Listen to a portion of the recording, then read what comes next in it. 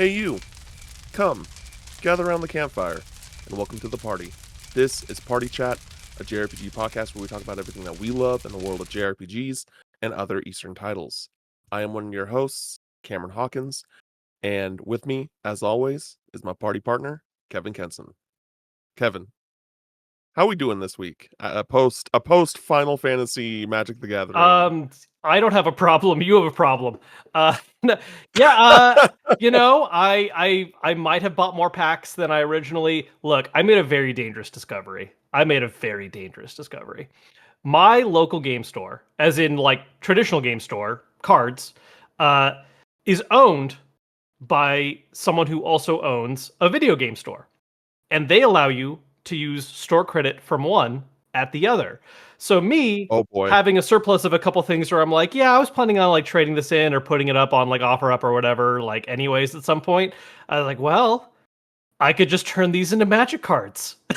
like and so I've done a couple trades and that caused me to pick up more than I was originally planning, and that's only feeding the beast further of like, well, now I'm only missing so much stuff. I actually am cutting myself off now, for now at least. I'm gonna open with I'm saving a couple packs because I'm gonna run a draft game with friends in a few days.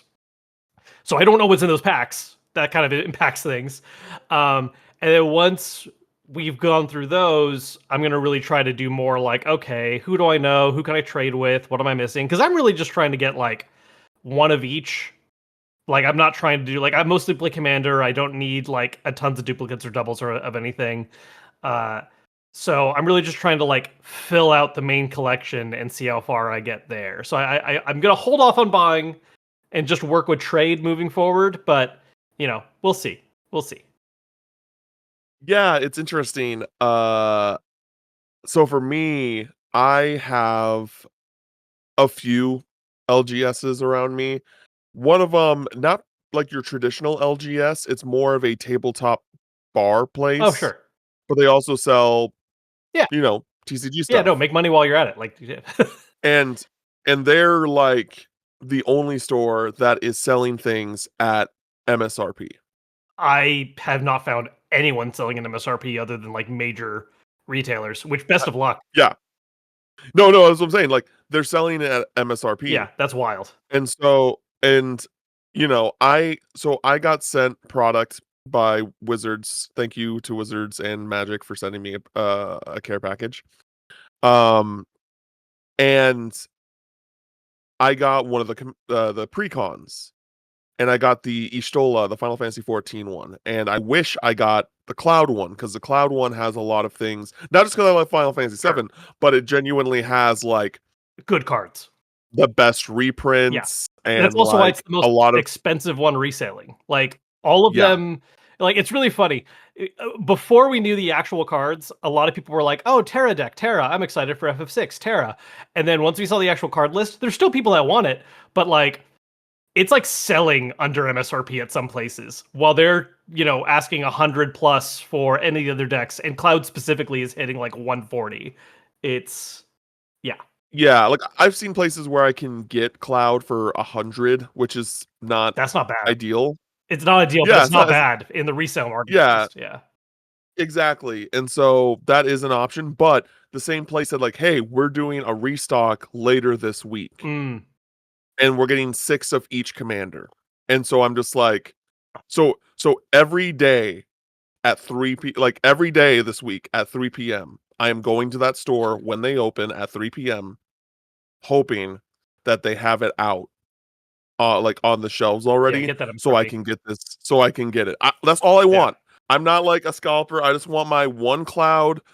precon, and that's it. And the only other thing that I want to get eventually is a pre-release box because I forgot that like it comes with dice and stuff. And I'm like, oh, I really want all the Final Fantasy dice. Yeah. Well, So that's yeah, so one thing to be worried about there, pre-release box, it's not a specific dice. It's like 6 different designs total, I think. There's like 5 common and 1 that's fine. rare. I just want one of them Just with one. the FF I logo think on it. You know what I where's mean? mine at? Oh, yeah. I have it right here. I got it in red, which works for me because I like red, but Yeah, and I know that you mentioned that you mentioned nothing of that. off pod that there's a 5% chance you get like the the scheme that comes in the gift bundle, Yeah. but it's like a normal size Yeah, dice. it's not an oversized one, but I know a guy that Yeah. pulled that one, and I was like, "You son of a." Yeah, it's the cool, like, blue crystal looking one that has the crystal logo instead of the, FF lettering, like Yeah, the and other. see, that's the other thing I wanna get is the gift bundle. The gift bundle, it's not out yet, it comes out, I believe, next week, and so I'm hoping that I can go to I don't know where. I don't know where they sell they normally sell gift bundles. I don't know if I'll go to, like, a normal retailer and they'll have them or what. Because I feel like different stores have different products. Yeah, Like, I go to you go to Best Buy, and they have pre-cons, and then they might have yep, packs, and that's it. They don't have, like, bundles. sure, But if you go to, GameStop, you'll get bundles, you'll get collector yep. boosters. It's like it's very It's random. it seems to be based on who their distributor is and who they can work with. Because I was even talking to my LGS a little bit about this, and they were like, "Yeah, like, we're getting pre-release bundles. We even got some, like, after that original window. We're stocking, boosters, not getting any CBs or gift bundles. Like, they just didn't, or at least regular bundles. I don't know about gift bundle yet, but they haven't been getting any Mm, other product. They've just been getting boosters, commander decks, and pre-release kits. So it does seem like it's kind of a weird tug of war with their distributors and just who's paying yeah. what to get what stock in time. Because even distributors are selling at above MSRP, like, or at least above what Mhm. normally would be distributor pricing. Because distribution pricing should be lower, because that's how that works for the chain of supply. And then, nope, they're charging more, which causes it to be more at your local game store. It's a whole mess. It is an expensive set Yeah. to begin with, and it's only been made worse. Yeah, because at GameStop, when I went in there, they had, like, a bunch of bundles, and they had, a collector booster, like, a bunch of collector boosters, and they were selling those above MSRP. I believe the collector boosters were 40, which isn't that much more, it's like $2 or $3, and the bundles were 85, which is I like mean, CB at 40 $15 is more. wild, honestly, right now. Like, I'm seeing those online are going for like $80. I felt Yeah, lucky finding it's it for 65 at a local store. Like, yeah, it's one of those things where, you know, if I had more money, I would definitely tempted. would have bought more Yeah, collector boosters, 100% would have bought more collector boosters. But it's just one of those things where I'm just gonna spend this money right now on the things that I yeah. can, which is like, again, the cloud, booster precon, the pre-release box, which, I think it's like going for like 70, which is still more than like what a normal pre-release box is, but not ridiculous considering you get what, 5 or 6 packs on top of that. For which one? Sorry. The Pre-release, you get the pre-release is promo pack it's and six then you get six boosters. Yeah. You get 6 boosters and yeah. 1 promotional card that's like a foil, I think, and you just find out what it is. I did not get a good one in my pre-release kit. What remind me, what do you is it in a pre-con or is it in a bundle where you get the sampler, the collector booster sampler? Those are collector, or those are in commander decks. You get a 2 card sampler, and that it's just any 2 like rare or above cards. I've I don't think Huh. I don't think they're exclusively, because I've so far only pulled cards that would show up in the commander decks from those, and I don't know if that's just my luck or how they like seed those. Because I've only pulled like borderless arts of things that are in other commander decks. Like I got Interceptor and I can't remember all of them off the top of my head right now, but yeah, I've only been pulling Huh. things that are from commander decks. Interesting. I don't remember opening a collector booster sampler when I opened my pre-con, so I might have to look into my recycling bin after Yeah, it's this kind of one. stuffed in there a little bit awkwardly. It's inside of a I black might have envelope. I might have to go to my recycling Yeah. bin after this. All right. We are Because we are hitting yeah. our I like to give us a 10-minute cutoff for opening all over the placeness. So We're talking about relevant we're talking about things. relevant things. I would say we could talk about Final Fantasy Magic cards for a No, I while. I thought we were Yeah, actually finishing yeah. up there. I actually thought we were finishing up there. But yeah, Final Fantasy Magic set, very good, but very expensive. Yep. Before we go into the news for the week, we're gonna go through some housekeeping. Uh, we got to play Pragmata. We got to go behind the scenes and see some behind the scenes, behind closed doors looks at Onimusha Way of the Sword and Resident Evil Requiem. We have a separate video where we talk about all of that stuff up on YouTube and podcast services. So if you want to check that out, it is there. If you've been enjoying the show, please go to to YouTube or your podcast service of choice and give us a 5-star review. Subscribe to our YouTube channel, Party Chat: a JRPG podcast. It goes a long way. It helps us a lot. We really appreciate it. You can also support us on Patreon, where we have paid tiers and have a variety of rewards, like getting the podcast a day early, access to our Discord, a monthly Q&A podcast, and our Campfire Catalog podcast, which is our book club, where we talk about where we play a game and we talk about it for a few hours, bring on guests that are knowledgeable about the history and just passionate about that game. We are currently doing The Legend of Dragoon, and so if that interests you, you can check that out as well. Lastly, go to youtube.com/Kevin Kenson and give him a subscribe over there, as we're trying to get him to 1 million subscribers before the end of 2025. Kevin, since the Switch 2 is launched, how them subscriber numbers looking? Fine. You know, Okay. the Switch 2 videos are getting stuff. I just honestly need to get more stuff up. I'm very behind the original schedule I set myself. So that's Mm, once we finish recording today, I'm diving back into recording stuff. So, you know, keep at it. yeah. Well, for the main news story for this week, we got a direct dedicated to Donkey Kong Bonanza. We learned a lot more about the game. We got some confirmations from a leak that happened uh, a few months ago. And Kevin, I'll let you dig into the I see what you did there. oh, I didn't actually mean to do that. Dig into the details that were revealed during this direct. Yeah, so we got a 15-minute direct that was very kind of curated, focused on just being like, hey, here's all the new mechanics, here's all the new stuff going on in this game, as well as the big kind of additional plot reveal that was leaked thanks to cover art way back when, which is that accompanying Donkey Kong on this adventure, you also have Pauline, who's like a little kid in this for reasons, and also came out of a rock. I don't entirely. I'm very curious if there's going to be any explanation to any of this, because in my mind, it doesn't matter. Like some people get like, oh, but like timeline wise, how does this work? Pauline's a child here, but was an adult woman during stuff in the original Donkey Kong, but Cranky Kong's in this, so it's not during that timeline. It's like it doesn't matter. It don't try to fit this into a timeline. There is no DK unified. Don't worry about it. You know, play the game, have fun.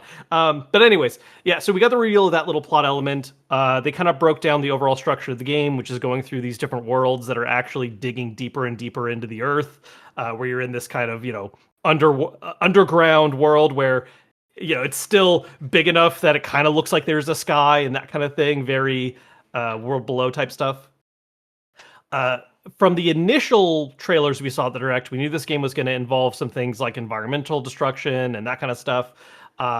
And we saw a lot more of that in this direct that highlighted not only how much you can destroy the environment, but also even reshaping it a little bit. Like, for instance, one of the things they showed is that if you pick up certain materials that are soft, like sand, you can throw it and then stack it again and again and again to create Very like cool. pathways.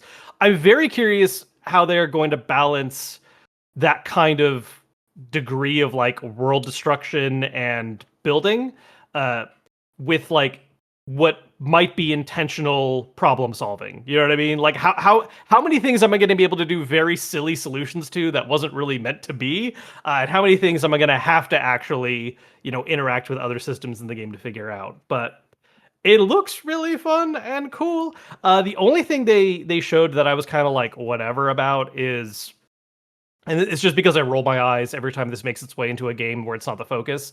There's like a skill system, like Donkey Kong gets points and invests those skill points in things like, oh, improve the destructibility of your punches or unlock a new ability, like being able to ride a stone you throw on water so you can like surf with it. Like that stuff's cool. I've never loved skill systems being put in games that like aren't RPGs. Like you could just give me all those abilities either right away or have them unlock like just by gameplay progression. I don't know what like a skill system really adds other than like one thing I now have to fixate on grinding a little.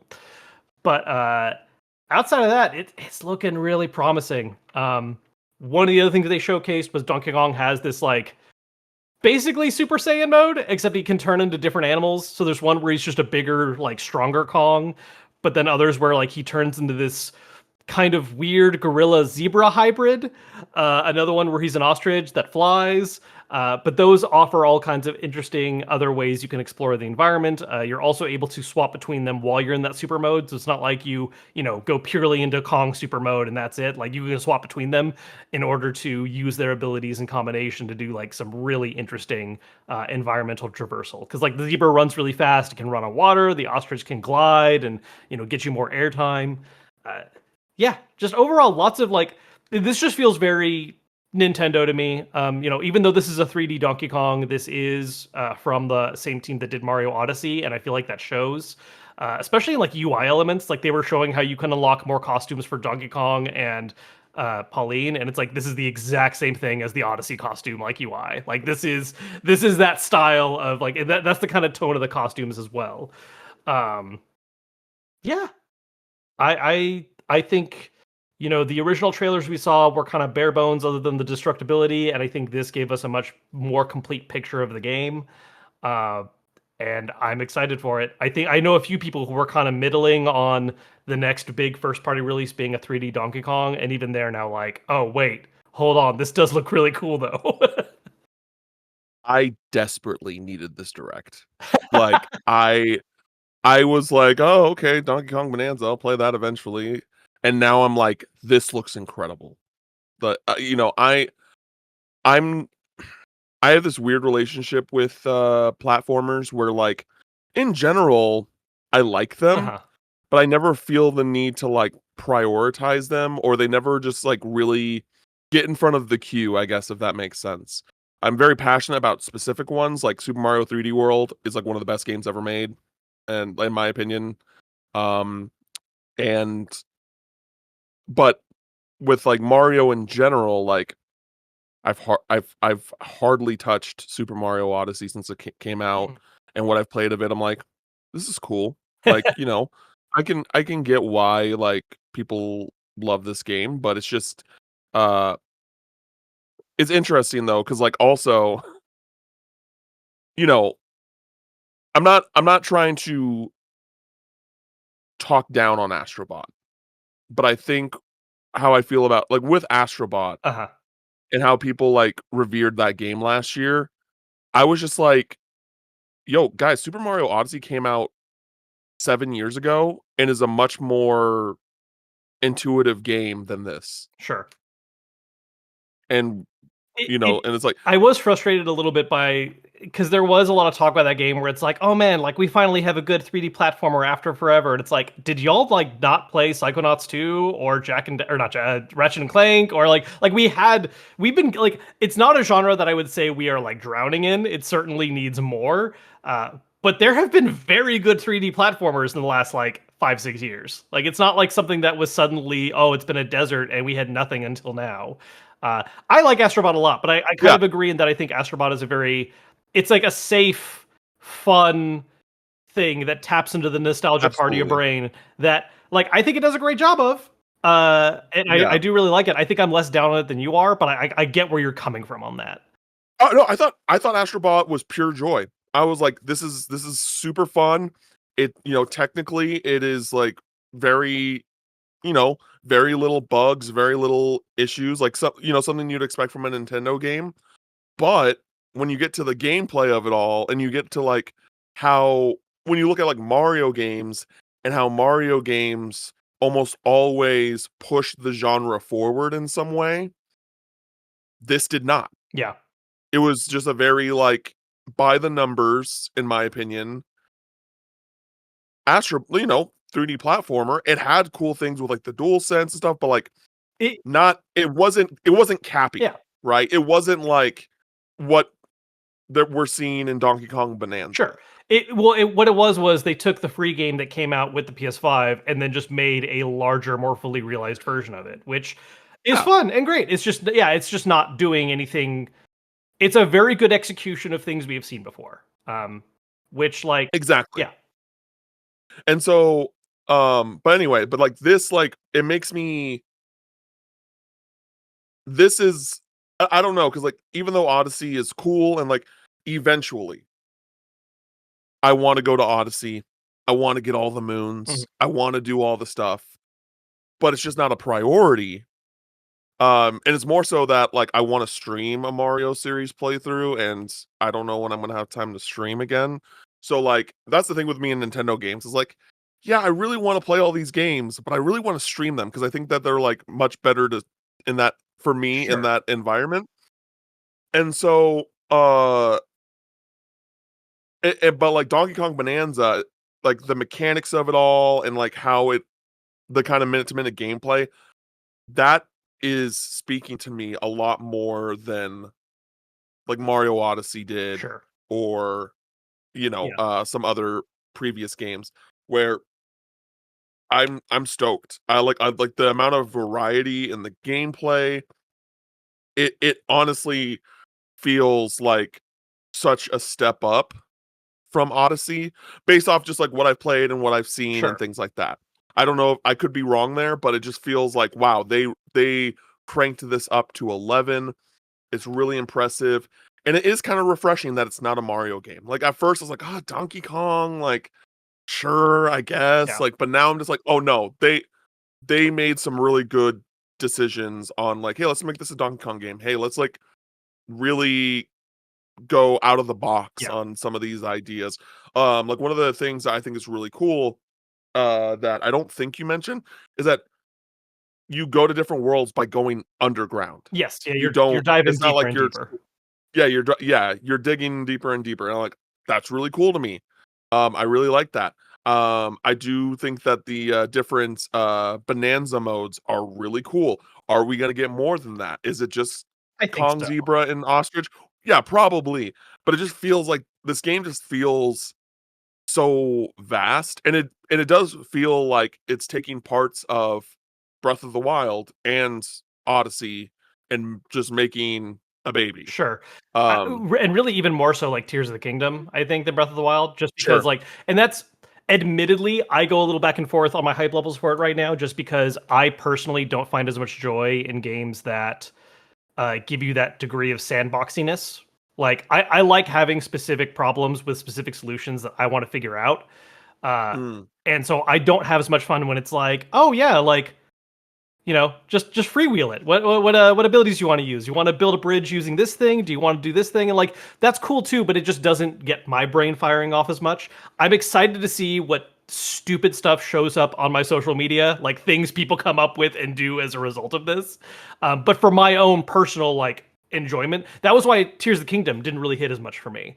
And I am getting a little bit of that vibe with this, not to the same extent, because Tears of the mm, Kingdom with like the build stuff really lets you, break certain systems. Um, yeah. but And see, that's yeah, and like I'm not trying to go on a tangent on Tears of the Kingdom, but I'm like the opposite. Like Breath of the Wild, not a fan of that game. I'm really not. yeah, It's not even that they did the change of the change of direction for Zelda. I'm not a Zelda yeah, guy, so in a real way. So like that didn't matter to me. I just have a lot of fundamental problems with that game, and I think that Tears of the Kingdom like brought some compromises without ruining the identity of like what those games do. sure. And I love Tears of the Kingdom. Like absolutely that's like I need to go back and finish that game um desperately. Because I didn't even I think we did the opposite, but like I loved all the Sky Island stuff, Hmm. but I wanted to leave all the underground stuff for last because I thought it would be like the most interesting. And I'm like, okay, I want to like see what's under here, and I want to be like equipped Hmm. to be under here. Um, and so there's so much of that game I still need to do, and like with Donkey Kong, because I'm also not a collectathon guy. Hmm. Like the Yeah, big thing that like I was just like, oh man, I don't. I knew this was going to be a part of it, but I just have to. It just is what it is. Is the Sure. bana, Bonanza, ben, Bonanzia, the Banana Gems or Bonanzium, whatever. Yeah, I can't remember the term. Yeah. Bonanzium gens, I the feel Bonanzium gens. like that stuff's there. I feel like it's not going to be as much of an emphasis. Like I'm curious what the ratio Sure. is of like how often you find them versus how many you need. Because like that was the thing with Yeah. Odyssey, right? Is that Odyssey is technically kind of a collectathon with all getting all the moons, but you're drowning in moons. Like you walk 5 steps and you find a moon. Like it's like they're Yeah, everywhere. that's And fair. unless you're a very completionist, you're not going to run into ones that are like difficult to get. And so I'm curious what that balance Mm, is for Bonanza, because like I'm just yeah. curious like how often those are findable and whether or not it's really going to like push you to needing to run around and find them. Because it is interesting that like I think that the collectathon elements are going to be there, but I think an important thing to emphasize with this game is that like this is an entirely brand new 3D Donkey Kong. Like the past 3D Donkey Kongs, that was rare. That was when they were still working with Nintendo. This is a brand new 3D Donkey Kong, not from those people at all. This is from a Mario team, and is essentially. And I think what you mentioned earlier about like, you know, kind of playing outside the box a little bit and doing weirder things and pushing it. I think that's why they made a Donkey Kong game, right? Because Mario, they're trying to stay within certain paradigms. They're like, hey, we haven't done a 3D Donkey Kong, let's just do that, and that's how we can really, you know, break the rules a little more because there's less expectation on like what it means to be a 3D one from us at least. That's a really good observation. I didn't really even think about that. I I think kind of going back to your point about the whole sandboxiness, there are like, there are things where that allow you to be like, hey, this is where you need to go if you want to progress in this game. Like you don't have to, the amount of sandboxing you end up doing is your own discretion. Sure. And so but I am curious as to like the kind of puzzles and stuff, like what when you see them using the sand to build the bridge, I'm like, oh, but where's it? Like, does the bridge go somewhere? Like, where Yeah. are you setting it up for a certain reason? Like, those are the kind of things that I'm like looking forward to figuring out of like, oh man, how do I get up there? Or like how do I make this work? And you have to like be like, oh, do I have sand nearby? Like, can I throw the sand? Or like, oh, do I have ice nearby? Like, do I throw the ice? Like those are the things that I'm very curious about when it comes to the exploration aspects of the game. Um but yeah, let me see if there's anything else I wanted to talk about. Oh yeah, so yeah, the Pauline leak was real. We already know about that. Yeah, I talked about everything that I really wanted to discuss. I can't wait. Yep. I pre-ordered the game today. Yeah. I went on Amazon and I was just like, pre-order. Yeah, I know like look, my reservations aside, like I am excited for this game overall. Like I just have that little bit of like like I don't know if this is going to work as well for me as it will for others, but like I still want to check it out. Uh I'm absolutely picking it up at launch. One thing we didn't talk about, and this is a real brief thing that I am very curious to see how this is going to work out for Nintendo. There is like I don't know if you'd call it like a mini game or a side mode or whatever, but there's a sculpting thing you can do where you're given stone and you Yeah. just like shape it into what you want. And oh boy, is that going to become a little bit of a nightmare for Nintendo, I'm sure. Like, because Yeah, like the internet's gonna go crazy on oh yeah, that. but I'm also like, there's going to be horrendous things that come as a result of this. But I am also actually excited to see like what cool stuff people make with it. Like I'm very interested in seeing how in depth of a sculpting system it is, and like what creations we'll see as a result. Because they gave a couple examples, like oh here's Mario, here's Bowser, here's like a pizza, and I'm like oh that actually looks kind of cool. Like I'm interested in seeing how that plays out. Yeah, and also something that we didn't mention is there's going to be an amiibo Yes. of DK and Pauline. I don't believe we have a price for it yet, but it is releasing the same day as Donkey Kong Bonanza. I don't see myself picking it up, but it is a very good big looking amiibo. And they said that if you use that amiibo in the game, Pauline gets the Diva dress, which I believe is from Odyssey, Yeah, it's directly. based on like her Odyssey. I mean, it's readjusted because little kid, but Yeah, yeah, the little it's kid. inspired by that. Yeah. Yeah, and then the other any other amiibo that you use will give like specific spears of a specific material, whether it be ice or sand or whatever, or Kong pieces. like it's like giant Kong, Yeah. and apparently they're supposed to be like the most effective way to like Yeah. throw and break Yeah, things. it's specifically any other Donkey Kong amiibo will get you those Kong pieces, and then just any amiibo outside of that will do the randomized spheres. Yeah. Donkey Kong Bonanza's coming out on July 17th for $80 or 70. $70. Yeah. 70. $70. Yeah, There we the go. only $80 game so far is Mario Kart World, and then technically some of the like Zelda re-releases because they're bundling old MSRP with upgrade pricing. So like Tears of the Kingdom I, Switch 2 is 80, I think. I know I'm in the minority, but I would have much rather pay $80 for Donkey Kong Bonanza than Mario Kart World. Um yeah, I think it ultimately comes down to the fact that even though we're now excited for it more so in general, there was definitely more immediate hype for Mario Kart World, and I think Mario Kart is one of those games where Oh, like everyone's gonna yeah. like I was telling this to someone recently. Like I don't know if I would call Mario Kart World a system mover, but it is a game everyone is going to pick up if they have that system. It's just Yep. look, yeah, you might not be buying a Switch 2 for Mario Kart World, but like you're gonna get a copy of it at some point. Like it's like the Yes. party game. It's the multiplayer thing to play. Uh, it's just a given. Yeah, I will get Mario Kart World eventually, but not today. Not this day. uh Next story, we got some updated news on Final Fantasy Tactics. Most notably, that the War of the Lions content outside of the updated translation will not be a part of this new re-release. And then there was some more information that Kevin wanted to talk about. So I'm going to pass it over to him.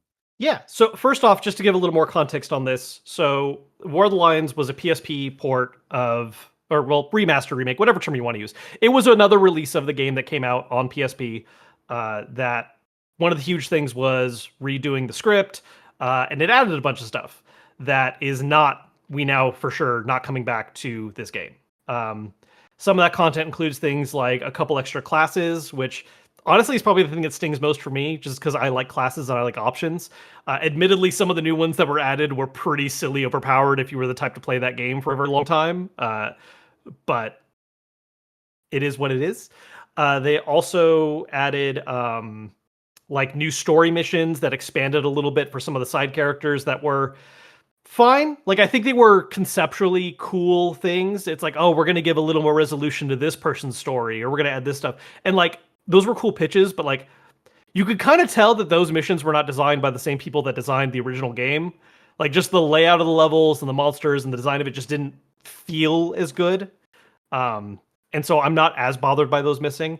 And then there were cameo characters added in the War of the Lions version that are not going to be in this version as well, which were Balthier from Final Fantasy 12 and Luso from Tactics Advance 2. So they're not going to be in this game either. Um, the reason for this, and I've seen people try to add their own speculation, like, oh, it's probably because they didn't want to spend as much, or they didn't want to whatever. It seems like the actual reasoning, based on interviews and insight from a few different people, is literally that Project Lead did not want to include content that was not like part of the original vision. They were like, hey, War of the Lions, all that new stuff, that was a different team. We're a lot of the original people, and we didn't make that stuff. We don't want to include that stuff. We want to keep the original vision we had for this title, which isn't a complete game. It's not like any of that new content was like, oh, it finally resolved some big thing that, oh, I wish we had that. Similar to how, a lot of people missed having the heroine route, for instance, for Persona 3 Reload. Yeah, Um, it kind of sounds like War of the Lion. The outside of the updated translation, the War of the Lions content was just stuff made to justify re-releasing the game yes. again and adding, A lot of it, yeah, with and some of it did not feel like it stood up to the same level of quality as like what was in the base game. Again, I wish the classes at least were included because I just like more options that way. Because one of them is sure. also Dark Knight, which like that's just cool. I like having a Dark Knight. Like bring it. Uh, yeah, it's one of those things where it's like I kind of wish there was a little bit more degree of like pick and choose what to keep, instead of all or nothing. Which again, I mean, they are keeping the script at least, which is the biggest thing it did that was a good thing. I think I also I haven't verified this, but I was seeing some other people mention that apparently the there were these like little animated movies that were also added in the PSP version, and that is going to make its way to Evilise Chronicles, at least the ones that are still relevant to this game. I'm trying to find a source for that because I'm just seeing some people say that. Uh, that would be cool. The other bit of news, though, that and this is from straight from Matsuno's mouth, he was going to socials after and kind of talked a bit more about some of the changes that were happening and the announcements that were being made, and he also kind of added a bit more to that rhetoric that like, yes, this is because the director did not want to include things that were not from like the original team.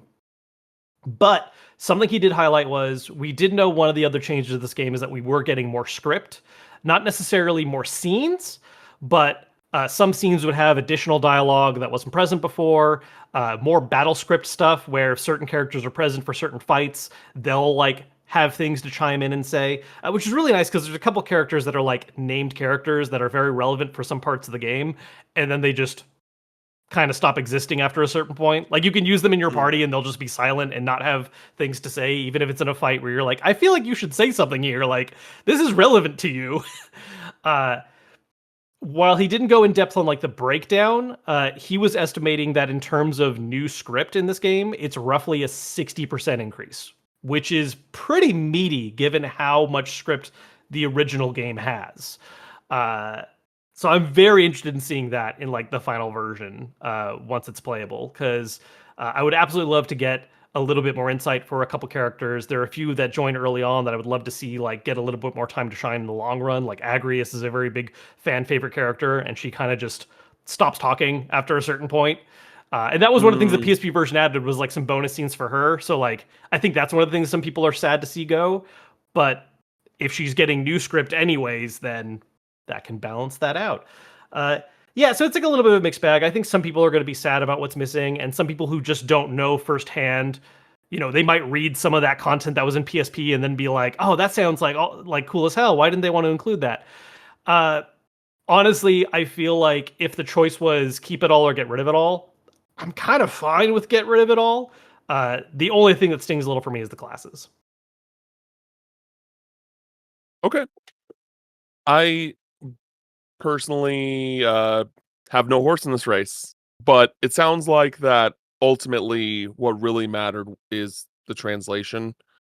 The classes is a bummer.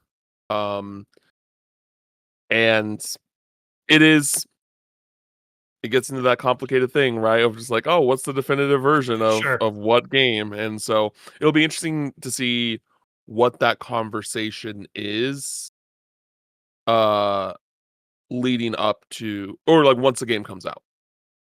I'm curious as to like where you're gonna stand on it. Um and just the general discourse around it. Yeah, it's gonna be interesting to see because, as far as we can tell, it doesn't sound like they're making any kind of like massive changes to the gameplay itself. Because like that was one of the things with Tactics Ogre Reborn is that they redid a lot of mechanical things, and that kind of became a mixed bag of like, oh, I like some of these changes, I really don't like some of the other ones though, and that kind Mhm. of made the definitive conversation a little more awkward because it's like this aspect of the class system is cool for this version of the game, but not in this version, etc. Whereas this one, it really does seem like the biggest thing is just plot. It really is just like additional scripting. It's what extra plot bits from where the lions got removed. Uh, yeah, I'm excited for it. Like overall, like I think I had an initial pang of like, oh, that sucks. They're not including the new stuff from there. But like also the more I think about it, and the more keeping the context around as well of like original vision versus like other team made it. Like it'd be one thing if like the same team made War of the Lions and they added that stuff and then they decided not to again for some reason. But with that context of like, no, this is the vision the original folks had and they want to maintain. Like I'm more down for it now. The more I think about it, like I was originally a little bit more like about not including it, and now I'm actually I've like 180'd on it entirely. It makes sense. I initially when I read it, I was like, oh, that is that felt like a big L. But then once more people explained like, oh, this is actually like what all of the War of the Lions stuff is, outside of the translation. I'm like, oh, okay, like that's not terrible. Like, I can understand why they came to that conclusion, and that decision. So I'm excited to play it. I'm excited to play it. I don't know if I'm going to play it right when it comes out. I would like to, but it depends on things and stuff. I know that you're gonna eat that shit up, Oh yeah, so that's I usually try to hold off on like remasters and remakes unless it's a very heavy remake like, FF7. I try to hold off when there's other games coming out at the same time cuz like I've played the original before. I don't necessarily need to play this remaster immediately. Uh this is one I'm probably going to dive in right away on. Like I don't see me waiting on this one. Like unless there's really some high priority like oh no, I need to get this game done right now. I'm absolutely diving into this right away. Like this was a formative game for me, and I'm so excited that we're getting a new, more easily accessible version for people to be able to like play it for the first time. I'm super excited. It's definitely one of the big remasters or re-releases that was missing for me. So very excited.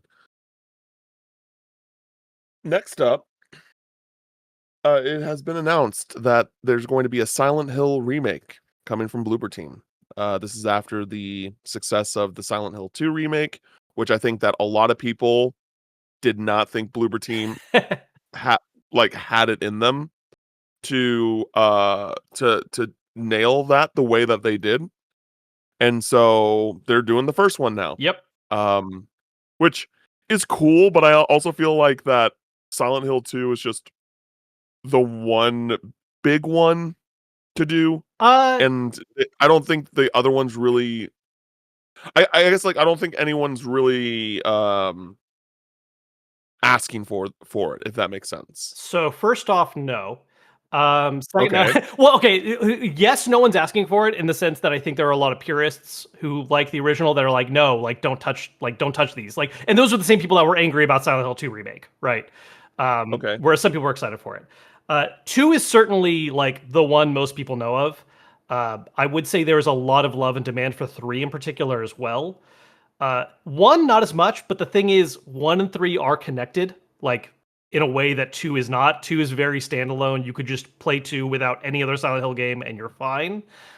Whereas one and three, there is actually like connections, callbacks, and timeline stuff that is important. Um, what I will say, not to try and keep alive a hate train on Bloober Team, because I played Silent Hill 2 Remake and I thought it was fantastic. I also think there was more to work with Silent Hill 2 as far as like, okay, yes, you're changing the perspective. Yes, there's going to be some changes and alterations, but like they also definitely tried to stay as true to like the core as they could while changing the gameplay. And the core for Silent Hill 2 is fantastic. It's great. And so that was, great stuff for them to work with. Silent Hill 1 is much more rough around the edges. It was a PS1 game. It's a shorter game than the others. It's overall a bit more bare bones in terms of like some things that go down in it. Uh, and so I feel like that one is going to take a little bit more work and might end up having more alterations and work done by them. And so I'm very curious to see what they do with that there. Like, whether or not they choose to expand certain elements or retell certain aspects. Uh, I feel like this one is just going to be ripe for more changes than what we saw in two. And maybe I'm wrong. Maybe they just end up being faithful to it, and it's a quick, 6-7 hour jaunt, and you call it a day. We will find out. My biggest hope with this is the fact that they're doing this. I I I feel like the reason they're doing this is because Silent Hill 2 remake worked, and they want to remake 3 as well, but are getting one in there to like have that bridge. I feel Mm, that to okay. me feels like the vibe. Like I feel like two worked, so we want to make remake three, but before we remake three, we got to remake one. Like that's just the order we have to go at this point. Um, yeah. After I see. three, the things get a little bit more dicey. Completely. Like yeah, like I don't know how many people are like clamoring for a remake of The Room. It has its fans. Um, I don't know how many people want any of the games that came out after that. But like the original three Silent Hill, that is it feels like if two worked, it's time to just do the whole original trilogy. Yeah, no, that makes sense. If that is the plan, and you're much more knowledgeable than I am about Silent Hill, so, uh, I will take your word for it. I again, we talked about this on I believe last week's episode or the week before that. Silent Hill F looks dope. Yes. And I'm not a horror guy, and I'm like, I want to play that. I want to play that really bad. F is the thing I'm most excited for overall, like for sure. Like I'm interested in seeing what Bloober Team does with this, but like of all the projects that they've announced since reviving this IP, F is the one where I'm like, oh, this might be some good eating. Like I'm so down. Yeah. And so part of me does want to play the Silent Hill 2 remake. I do want to check that out as well. So There's no spiders, I think, as I'm saying this out loud. I need to double check in my head, but I'm pretty sure I there's don't not. think Yeah. I don't think there It's is. more so Yeah. body horror Um and like weird, you know, people and making body horror doesn't really bother me. Weirdly enough, unless it's like in a movie. If it's a sure. movie, it's like no, don't do that. When it looks But too like in a real. Yeah. game, yeah, in a game, it's like, oh, that's fine. Next up, Splatoon is getting a spin-off called Splatoon Raiders. It's a game where you're a mechanic and you're with the Deep Cut Trio, who are the three that representatives when you do Splatfests in Splatoon 3. And it's coming exclusively to Switch 2. That's all we know about it. Yeah. What an out of nowhere thing too, right? Like I think this Yeah. was a Nintendo Today drop, and then it went to socials like shortly after. Um, yeah, we just get another like Switch game reveal out of the blue. Yeah. Uh, I'm not a big Splatoon person. Um, like I like it in concept. I just don't play multiplayer stuff a lot, so like it's just never like I remember when they first revealed it. I'm like, oh, this is a really fun, interesting spin on like what the win condition is and like how you want to strategize and do stuff. But I just don't get into like multiplayer match based stuff like that. I'm more curious about the spin off as a result. Uh, but yeah, we also just don't really know a whole lot. Like it was just kind of like, oh, by the way, there's another new game on the way. Maybe there will be a direct later. Who knows? Yeah, it was very weird that how they did that. But it was in some Splatoon World report. At least that's where I saw it. Hmm. Um, so but cool. I'm kind of a similar boat as you. It's like I think Splatoon's a really neat idea. And I think that it is a game where when a new one comes out, people are really into it for 2 weeks, and then we never play it again. it's But it's super popular. it. It's super popular in Asia. Oh yeah, So like Japan loves that game. Like there's a reason why Splatoon gets like the share it does in a lot of marketing and like cameos and stuff because like I feel like in the West it has its fans, but like Japan loves Splatoon. yeah, Japan and China are like it's wild. Next up, The Legend of Heroes: Trails Beyond the Horizon is getting a Switch 2 version. But alongside that announcement, it has been confirmed that the game has been delayed till January of 2026. Kondo made a statement about the Switch 2 version in a video. I think the delay was announced just via social media in the same post. Um, I'm honestly fine with it. With it gives more attention to Trails in the Sky, as it solely deserves. Because they're really starting to ramp up the like kind of promotional videos for Trails in the Sky, and fuck, does that game look good? Like visually, no, but visually, the presentation of like whenever like anyone's doing a craft, it looks so good. It looks so good. It already looked good when we saw like Estelle using morale, where she's just like a very simple like throwing down the staff, hyping everybody up, and now we're getting these more like intricate ones, and I'm just like, dog, they're cooking so bad, man. Because we talked about this in the Discord a bit, but like in my opinion, Trails Through Daybreak brought a very much needed upgrade in like presentation and graphics and things like that Sure. that Trails in the Sky is seemingly doing tenfold.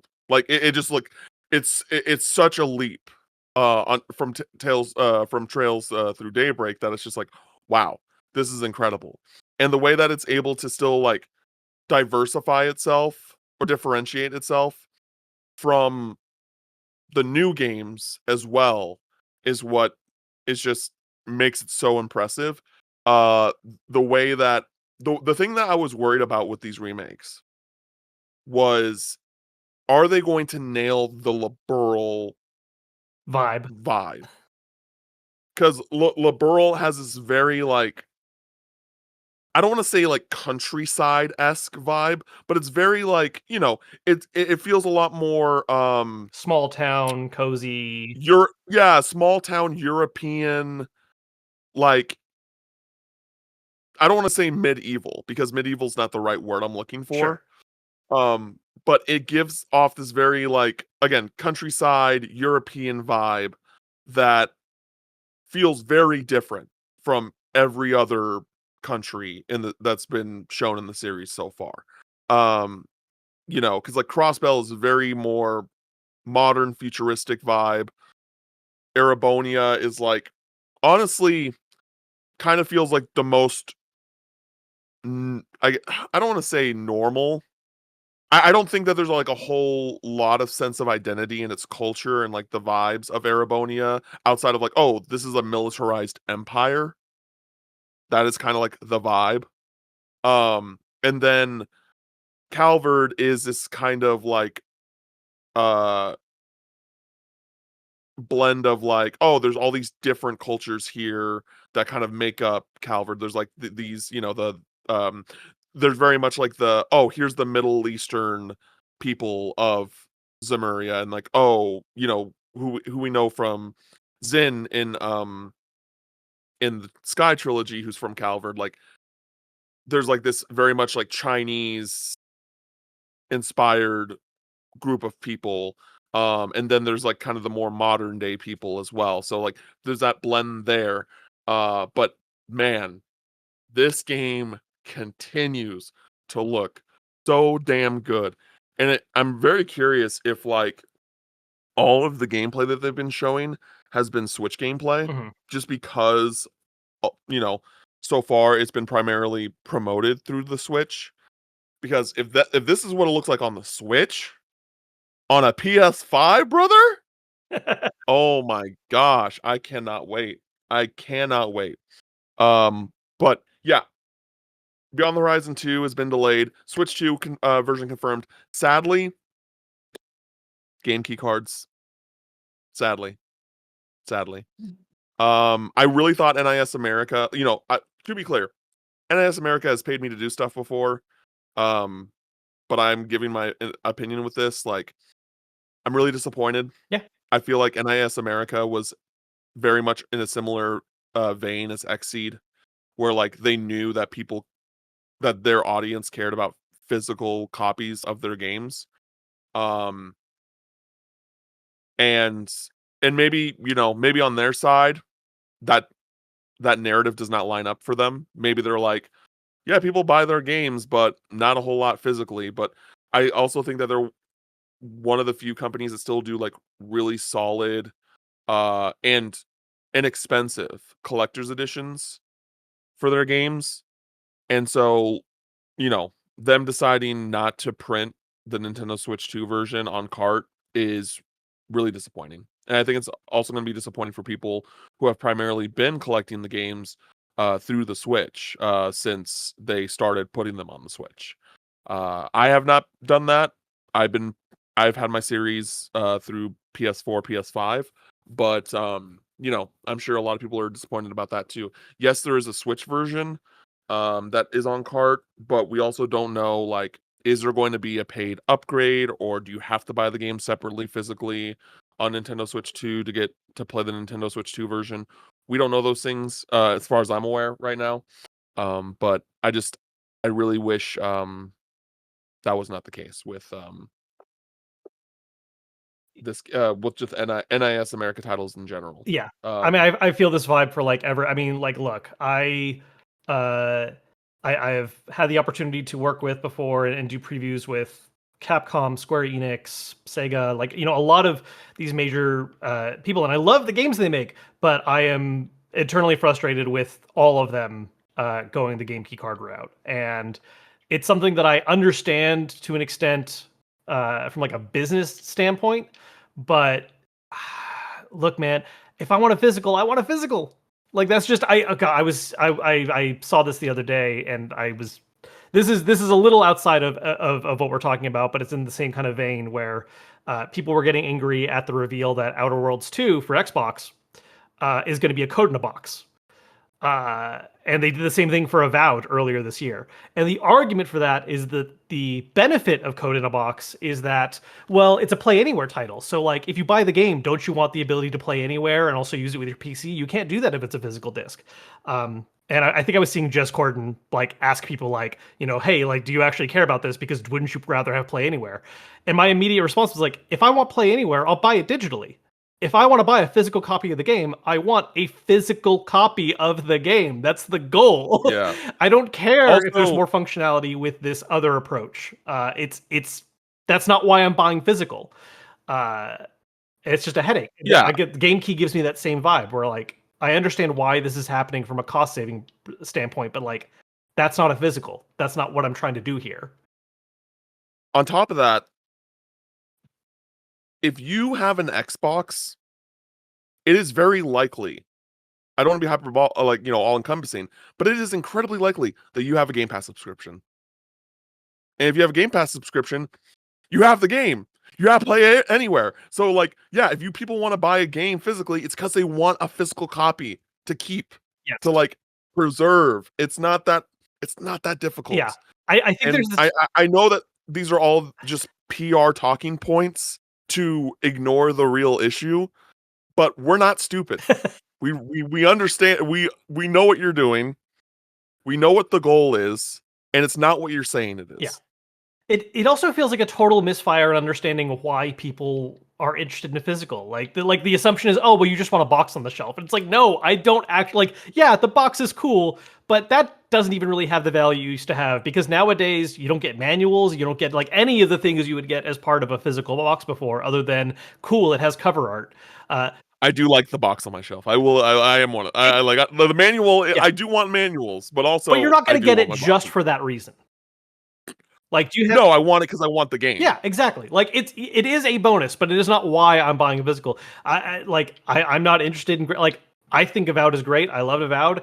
I had no interest in picking up that physical release because it wasn't a physical. It was a code in a box, and I just like, what's the point of this to me? Um, and that goes back to how I feel about Game Key, where I'm just like, I don't. I want to have physicals of these games, and that is not what these are. And honestly, like moving forward, I'm gonna pick up stuff like Donkey Kong Bonanza and Mario Kart World and other stuff that gets true physicals. 100%. I don't see me getting game key cards for everything else. Like the one saving grace one so far has been Final Fantasy Tactics because that's only Switch One physical with a update for Yes. Switch Two, and I'm like, okay, Thank cool, God. fine. Like I'll do that. That works for me too. If you want to sell me a Switch One card that I then have to download like the digital update for Switch Two performance, sure, we'll do that then. Yeah. It's really Yeah. frustrating the ones we're seeing where there is no upgrade path for Switch One, and the only Switch Two option is a game key card, and I'm just like, why? Why? Yeah. For me, that's inexcusable. It's really upsetting. And on top, but okay, so I'm glad that you said that. You mentioned the whole game key card thing because I think we're on two different boats. Um, because Emily Orbology from the JRPG Pursuit. Pursuit podcast was just like, hey, what would you prefer, a code in a box or a game key card? And I said game key card 100%. Like, easy. Yeah, Like, it's one of those things where I am still going to buy these game key cards. I am, because one, I like the box on my shelf.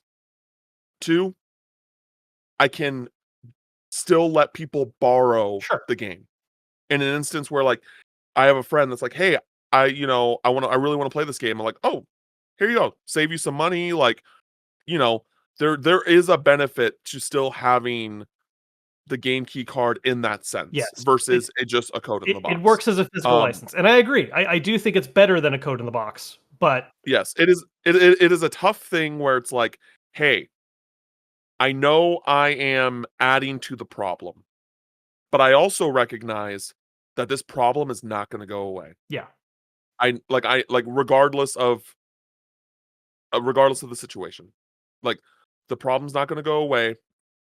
I think there's very few companies, if any, that will actually change their stance moving forward on this. I hope I'm wrong. Yeah. God, I hope I'm wrong. But I do not think that that is going to change. I think we are going to, like, if we want to get Nintendo Switch 2 versions of whatever, hopefully we get them through things like Limited Run, we Yeah. get them through things like VGP, those companies that are willing to go the extra mile to talk to these companies and be like, "Hey, we want to print a physical version of this game on Nintendo Switch 2." Like, and you know, uh Limited Run already has a really good relationship with Sega. I really hope that down the line we get, "Hey, here's Raidou Remastered for Switch 2." Yeah. Buying it. I'm buying it. And we haven't talked about it yet, but we've been playing Raidou Remastered. We both got codes. I got a Switch 2 code. And normally I would go Xbox. My mentality was, hey, there's no physical release for Nintendo Switch 2. I'm just gonna get the digital code on Switch 2 and then I'll buy my physical on Xbox and then I'm good. Yeah. I got my bases covered. And so it's it's a really complicated uh way that you have now moving forward where I have to navigate these things because my biggest physical collection library is definitely my Switch. Yeah. I definitely have like probably close to 100 games physically on Switch, probably more.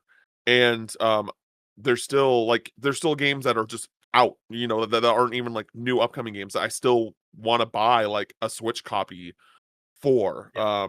And so there's still a lot there's still a lot of potential of like buying a Switch, like a physical Switch version, kind of like Tactics, and then pay, or whether it's free, there's a Switch 2 update. That's the second best thing that can possibly happen. But yeah, like when I get Bravely Default, I'm gonna buy the game key card because I can pass that around.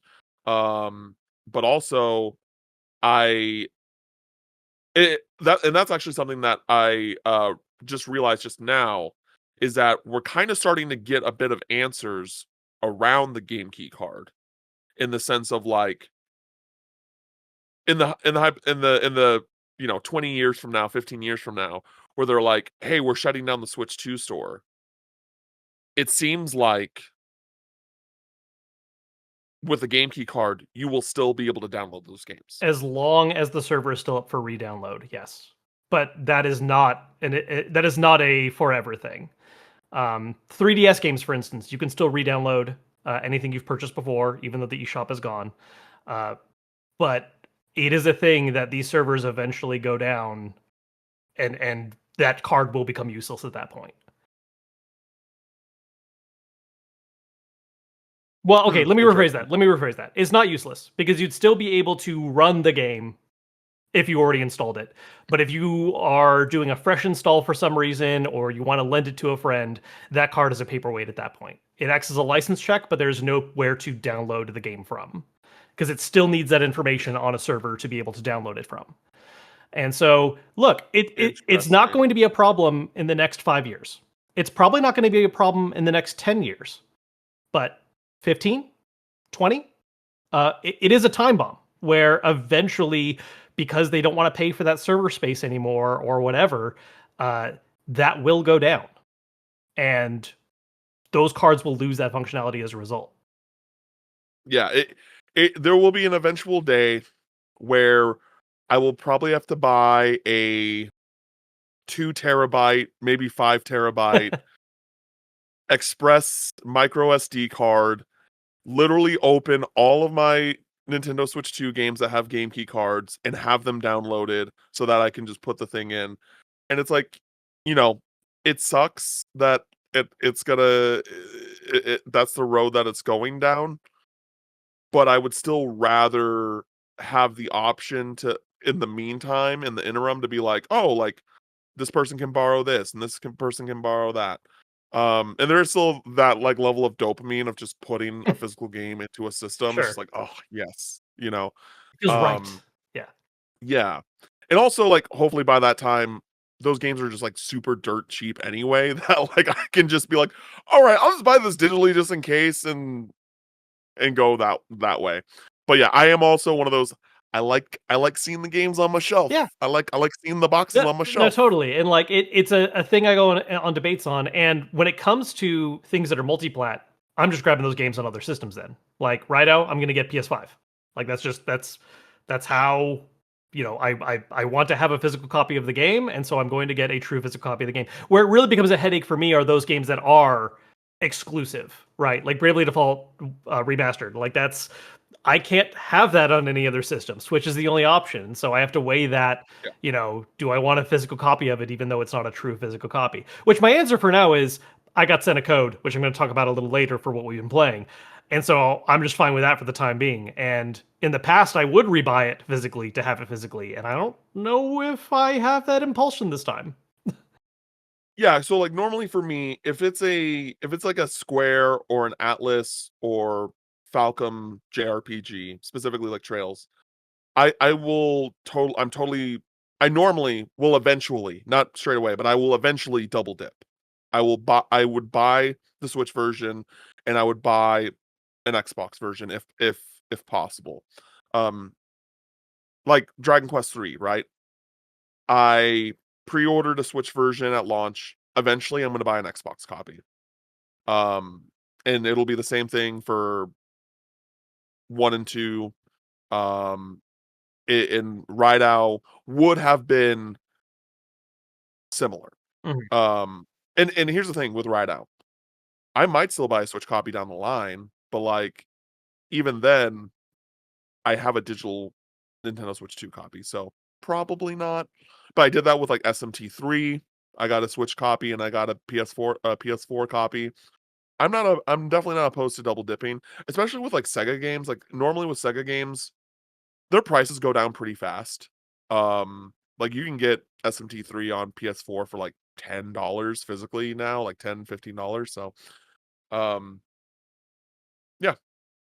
Anyway, that was about The Legend of Heroes Trails Through Daybreak Just a or little bit of a side tangent. Trails Beyond the Horizon. Oops. Uh, Next story, Atelier Resleriana. That's how I'm gonna pronounce that. The Red Alchemist and the White Guardian launches on September 26th. Um, yeah, there's a new Atelier game coming out this year, again, and I did not know that this was happening. Um, Yeah, was this it is coming. Go I ahead. was just gonna ask, is this actually like a brand new announcement, or did people just kind of forget this was happening? I do not. I actually do Because I not feel like I know. know a lot of people who are like, "Wait, we're getting another Atelier game this year already," and I don't know if that's just because not paying attention or because like it hasn't really been marketed or pushed. Uh, yeah, it seems like this was very out of nowhere for a lot of people that I know at least. It looks like that.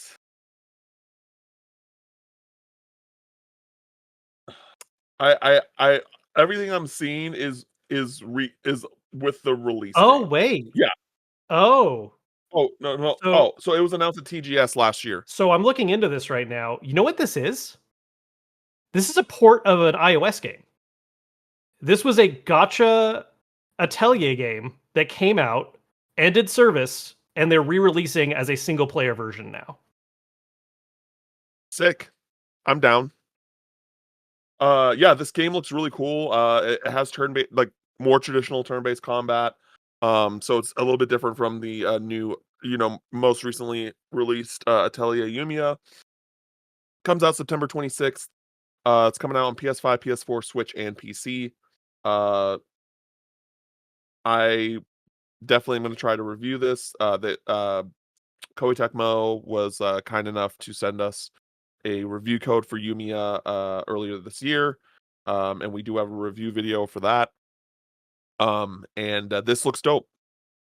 It's a gotcha game, but it's being reworked, so I'm curious as to what that looks like. Okay, so wait, I partially take this Update? back. So Okay. there's okay, I'm not sure what the case is actually because there Okay. was an Atelier Resleriana That was an iOS game, but it has a different subtitle. That was Forgotten Alchemy and the Liberator of Polar Night, whereas this one is The Red Alchemist and the White Guardian. So I don't know if this is a single player sequel. I don't know if they're retitling it because it is such a heavy rework. Interesting. Okay, I'm gonna read this. I'm gonna read this this press release right now. Sure. So Atelier Resleriana, the Red Alchemist and the White Guardian takes players on a mysterious and cozy adventure alongside new protagonists Rias, uh, an adventurer with a talent for alchemy, and Slade, a young man capable of opening entrances to dimensional paths leading to alternate dimensions. These two heroes will join forces in an attempt to discover the reason for the disappearance of the inhabitants of Halfine, while also trying to follow in the footsteps of their loved ones and restore their hometown. During their journey, they'll meet various characters who will help them, including familiar faces from the Atelier series, such as Sophie, Raislux, Raisluge, don't Totori, and Wilbell. So these are like series characters. Yeah. Set in the universe of Atelier Resolariana, Forgotten Alchemy, and the Polar Night Liberator, Okay. There we this go. new Atelier title will transport players to the continent of Lentarna, where they can explore, gather ingredients for synthesis, and discover every secret corner, day or night, rain or shine. Players will have the opportunity to explore multi-level dungeons known as dimensional paths, where the structure will change randomly with each visit, allowing players to gather different ingredients and challenge new enemies depending on the difficulty level chosen. So it looks like that this is a traditional Yeah. Atelier game, just set in the same universe. Yeah. While still having like the crossover aspect of bringing back past characters. That's interesting Yes. then. Yeah. I'm curious if it's going to still have like certain gotcha aspects to it, but in a single player format, similar to how like Xenoblade 2 would do that. Um, that's interesting. Yeah. I guess we'll Yeah, learn and more. sim- similarly to Yumiya, just to be clear, um, there's no English voiceovers, all Japanese. So, yeah, so that's the thing. It's coming out on September 26th. So some quickies for this week. Disgaea 7 Complete is coming to the Switch too. So this is gonna include the game with all the DLC. Um, for Switch 2 exclusively. Game key card, no physical release. So if you care about physicals, I would still go the Switch 1 route and then buy the DLCs separately if you care. Um, Harvest Moon Home Sweet Home Deluxe Edition has been rated for PS5 and Switch in Taiwan. This game was originally released on the iOS and Android in August of 2024. So it looks like that they are porting the mobile version of this game to consoles. Speaking of porting mobile games to console, World's End Club has been rated for PS5 in Taiwan. It was originally a mobile game, and it was later released on Switch, and is now seemingly coming to PS5. The game was, and for those that don't know, World's End Club was directed by Kodaka, so from Danganronpa and the more recent 100 Line, and it was written by Ichikoshi. So Zero Escape, AI, also 100 Line. Now we're gonna get into what we've been playing this week. Uh, yeah, I got to play Raidou Remastered. So I have things I can actually talk about with this game now, based off of coming off of Kevin's preview a few weeks ago. Shout out to Sega and Atlas for sending us codes. Um, my thoughts of the game so far are that I like it. I like it a lot. It's pretty good. But boy is this a fucking PS2 game. Boy is And it's this is a and it's not as this is a PS2 game for and sure. it's still fixed up though. Yeah. Because the original, so here's a fun thing. The original version of this game, so the combat and everything you're seeing in this is based on like the sequel that came out on PS2. Oh, The okay. original like first Raidou game was a fixed camera in combat. Think about that. Oof. Think about what you're playing right Oof. now with a fixed camera. Nah, that sucks. That sucks. Could not do that. Um the so I am probably where you were around when you ended your demo. So like, I haven't gotten to play a whole lot, but I've played enough where You're in the I'm meat. really digging this game. Yeah, you're kind of Yeah, you know what's going on. You have like you're engaging all the mechanics. Like you're in the main meat of the game for sure. yeah, I think I'm close to there. I wouldn't say I'm uh that far in, but so basically I I want to talk about the combat first because I think the combat is like the most thing I've been exposed to. Sure. Um I think the combat is cool. I think it's I wish it was a little bit more varied. Um I I like the systems. Uh I wish there's some systems that I still don't fully understand the point behind. Sure.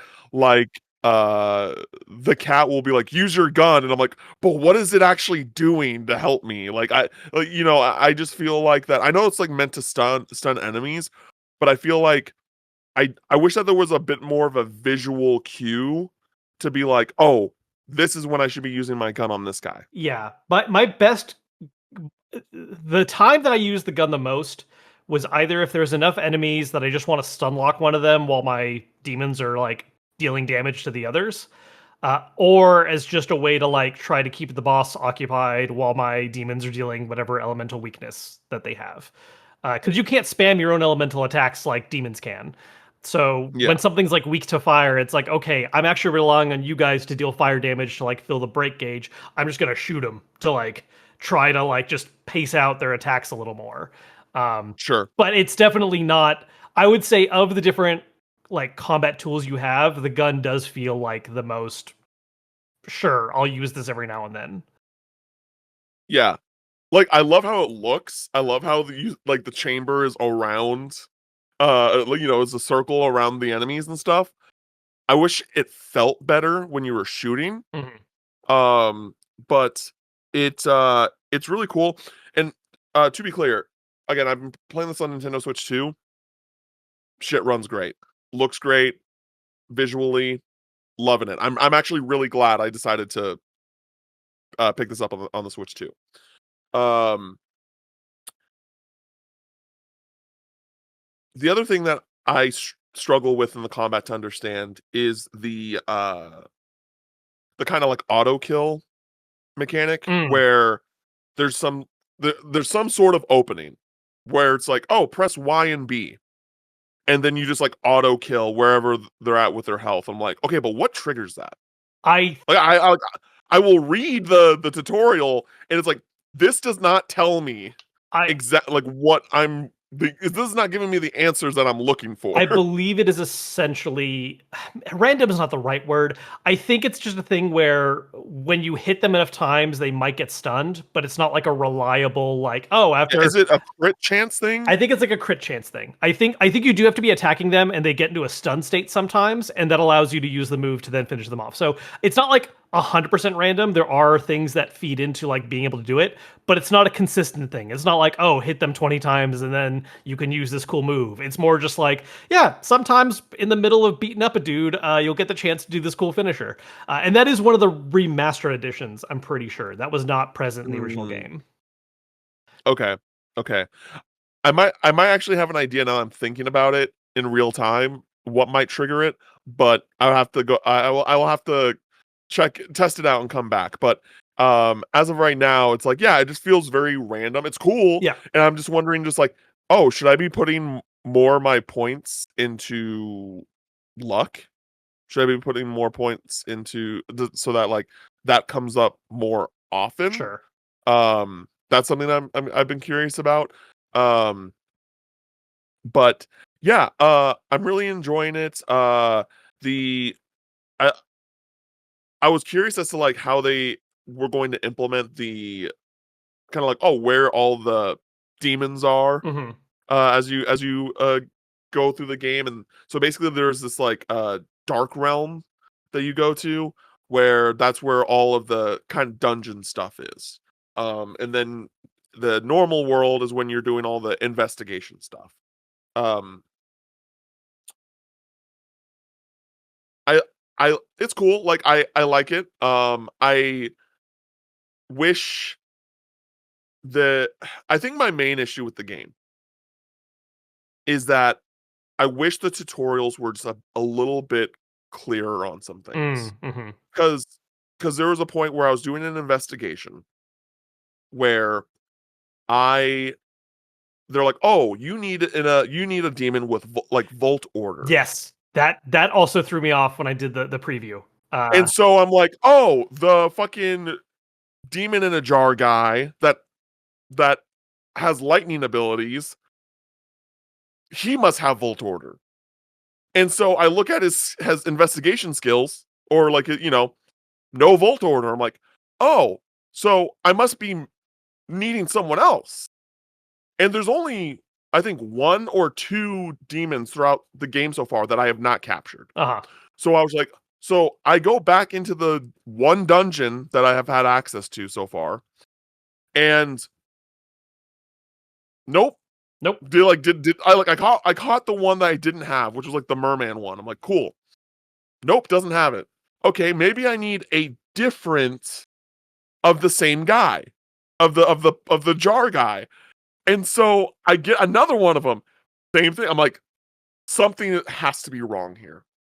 Something has to be wrong here. So I go back to the fucking door, and then it fucking works. It's like, I press the button and it's like, oh no, it's not a investigation skill. It's something else. I'm like, It's what do you mean it's something Yeah, it's else? being a part of a specific demon order because they're broken down into like, oh, these are fairies, these are Volt, these are whatever. Like there's a specific like what family they're a part of, basically, which is an SMT series thing. And yeah, it's not really it is explained in the tutorial, but it's not explained well. I agree. Because I ran into a similar I did not end up trying to harvest another demon. I just like sat there and went like, "What the hell am I supposed to do right now?" And then rereading the tutorial, I went, "Oh, Volt Order." That's really weird that it's not an investigation skill because that's not an intuitive choice whatsoever. But yeah, they're like, "Oh, as long as a demon's a part of this order, it can do this thing." And it's like, that's cool. It'd be really nice if you just added that to their list of investigation skills so it made sense as a thing to check because yeah, that was a very bizarre specific circumstance thing that was just like this could have Yeah, or been. just a section where it says order and then Volt, and then I'll be like, oh, okay, I understand what you mean by order now. Like these are, it's a different species of demons because I did not know that was a thing. I'm like, what the fuck is that? Yeah. Uh, but yeah, it's cool. Honestly, the game reminds me, even though it's a completely different time period, it gives me Bungo Stray Dogs vibes for those that have watched the anime because the concept is very similar. It's like, oh, you're a part of an investigation, you have special powers, uh, Is that and you is that the one where all the characters are named after real life authors? Or am I thinking of a different series? I think you're thinking of a different series. Unless I just was not aware that that was the thing. But yeah, it's the combat's very simple. It's hack and slash. You have your life bar, you have your magic bar, and I'm really just gonna explain this again if you didn't watch the impressions video, because I don't want to make an assumption that you know what we're talking about. There's a health bar, there's a magic bar. The light attacks fill your magic gauge, and then your heavy attacks use up the magic gauge, and then your opponent, demons will also use your magic to do their spells. And then you have your own like sign. So you have like pyro sign, frost sign. That's all I have so far right now. Um, and yeah, and so like once they're weak, you're able to like go all out. They have like a bar that goes down to show like when they're no longer weak. And then you have your gun stuff, and then the execution stuff that we were talking about. Um, Yeah, it's very cool, but very quickly you're like, "Oh yeah, this is a PS2 ass game with just how the combat is designed." Sure. I like it. I love the PS2, right? Like I love that era of JRPGs, but you can just tell very quickly like, "Oh, like this was made in the in Yeah. that era for sure." Um and yeah, I mean like the story I haven't really gotten super deep into, but I'm very curious about cuz like the way the game starts not going super deep into spoilers is like you're basically doing your initiation into becoming the 14th Raidou. And I'm like, what is this order that I'm a part of? Like I want to learn more about the lore of this order and like what what happened to the 13th Rhino? Like that's something that I'm curious about. There's all these things that about this organization and the background that makes me very curious as to like how that's going to play out in the story, because I feel like the story is somehow going to we're gonna get full circle here. We're gonna get full circle here. But we also know from other like Atlas games that there is other Rideouts like in the future. So it's not like I'm expecting us to like tear down the organization because there's corruptness or something. But I'm curious more about how that's going to come into play, or if it comes into play. I hope it does. Mhm. Uh, yeah, game's really fun. Especially for a $50 game, I believe. Um, and I'm actually gonna double check that if it's a $50 game. It But was at a lower price point. I don't remember what though. Yeah. Kevin, have you played more of Rhino since you got your code? Not as much as I would like to. I've basically retread what I did during the preview section, so I haven't gotten like farther. I Hmm. mean, it gave me a refresher of what I did during the preview, and most of what you're saying matches out. Like, I think an important thing to clarify is that like when you have games that blend action and RPG elements, uh, there are action games with RPG elements and there are RPGs with action elements, and this is definitely the latter. Like, you have a light attack and a heavy attack and the gun attack, but like you're effectively spamming those. Like you don't have combos, you don't have like interesting like no, it's just like I need to recover MP. I'm gonna spam light attack. I want to deal damage. I'm gonna spam heavy attack. It is not the most complex action gameplay. Uh, but there's also an element to that where I think it's like a little brain off because it's mostly just like, do I need to recover MP? Cool. Do I need to hit him hard? Do that. Nice. On repeat. I do think it lends itself to regular encounters that are very simple most of the time. Like outside of the first time you reach new zone and the enemies are a little stronger when like relative to your level, a lot of combats just turn into like, cool, I know this enemy's weakness, time to just stun lock them until the combat's over, and it gets a little simple. Boss fights, I think, is where it does get a bit more opportunity to be interesting because you're not able to stun bosses as consistently, and they oftentimes have attacks where you just have to go on the defensive and you need to rely on dodging and maneuvering around a little more. So boss fights, I think, can get pretty interesting. But I agree that like regular combats, it is a PS2 action RPG. You are you are just going to be stun locking dudes till you roll credits on that fight.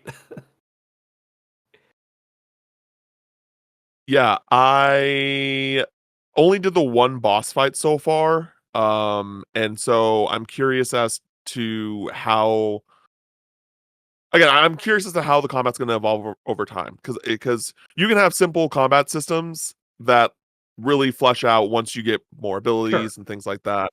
Especially with like your demons, right? Yeah. Because demon stuff is like very Well, basic as of right so now. have you gotten far enough yet to unlock the blacksmith?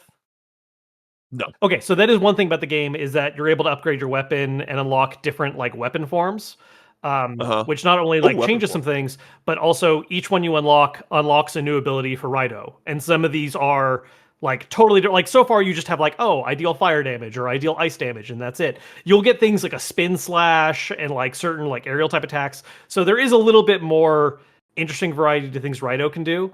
They're still limited by a cooldown system. So it's like the spin slash is not a thing you're going to be spamming constantly in groups. It's like, oh, you use it the one time every 20 seconds or whatever it is. But you do get a little bit more options for Raidou outside of your current like starting kit.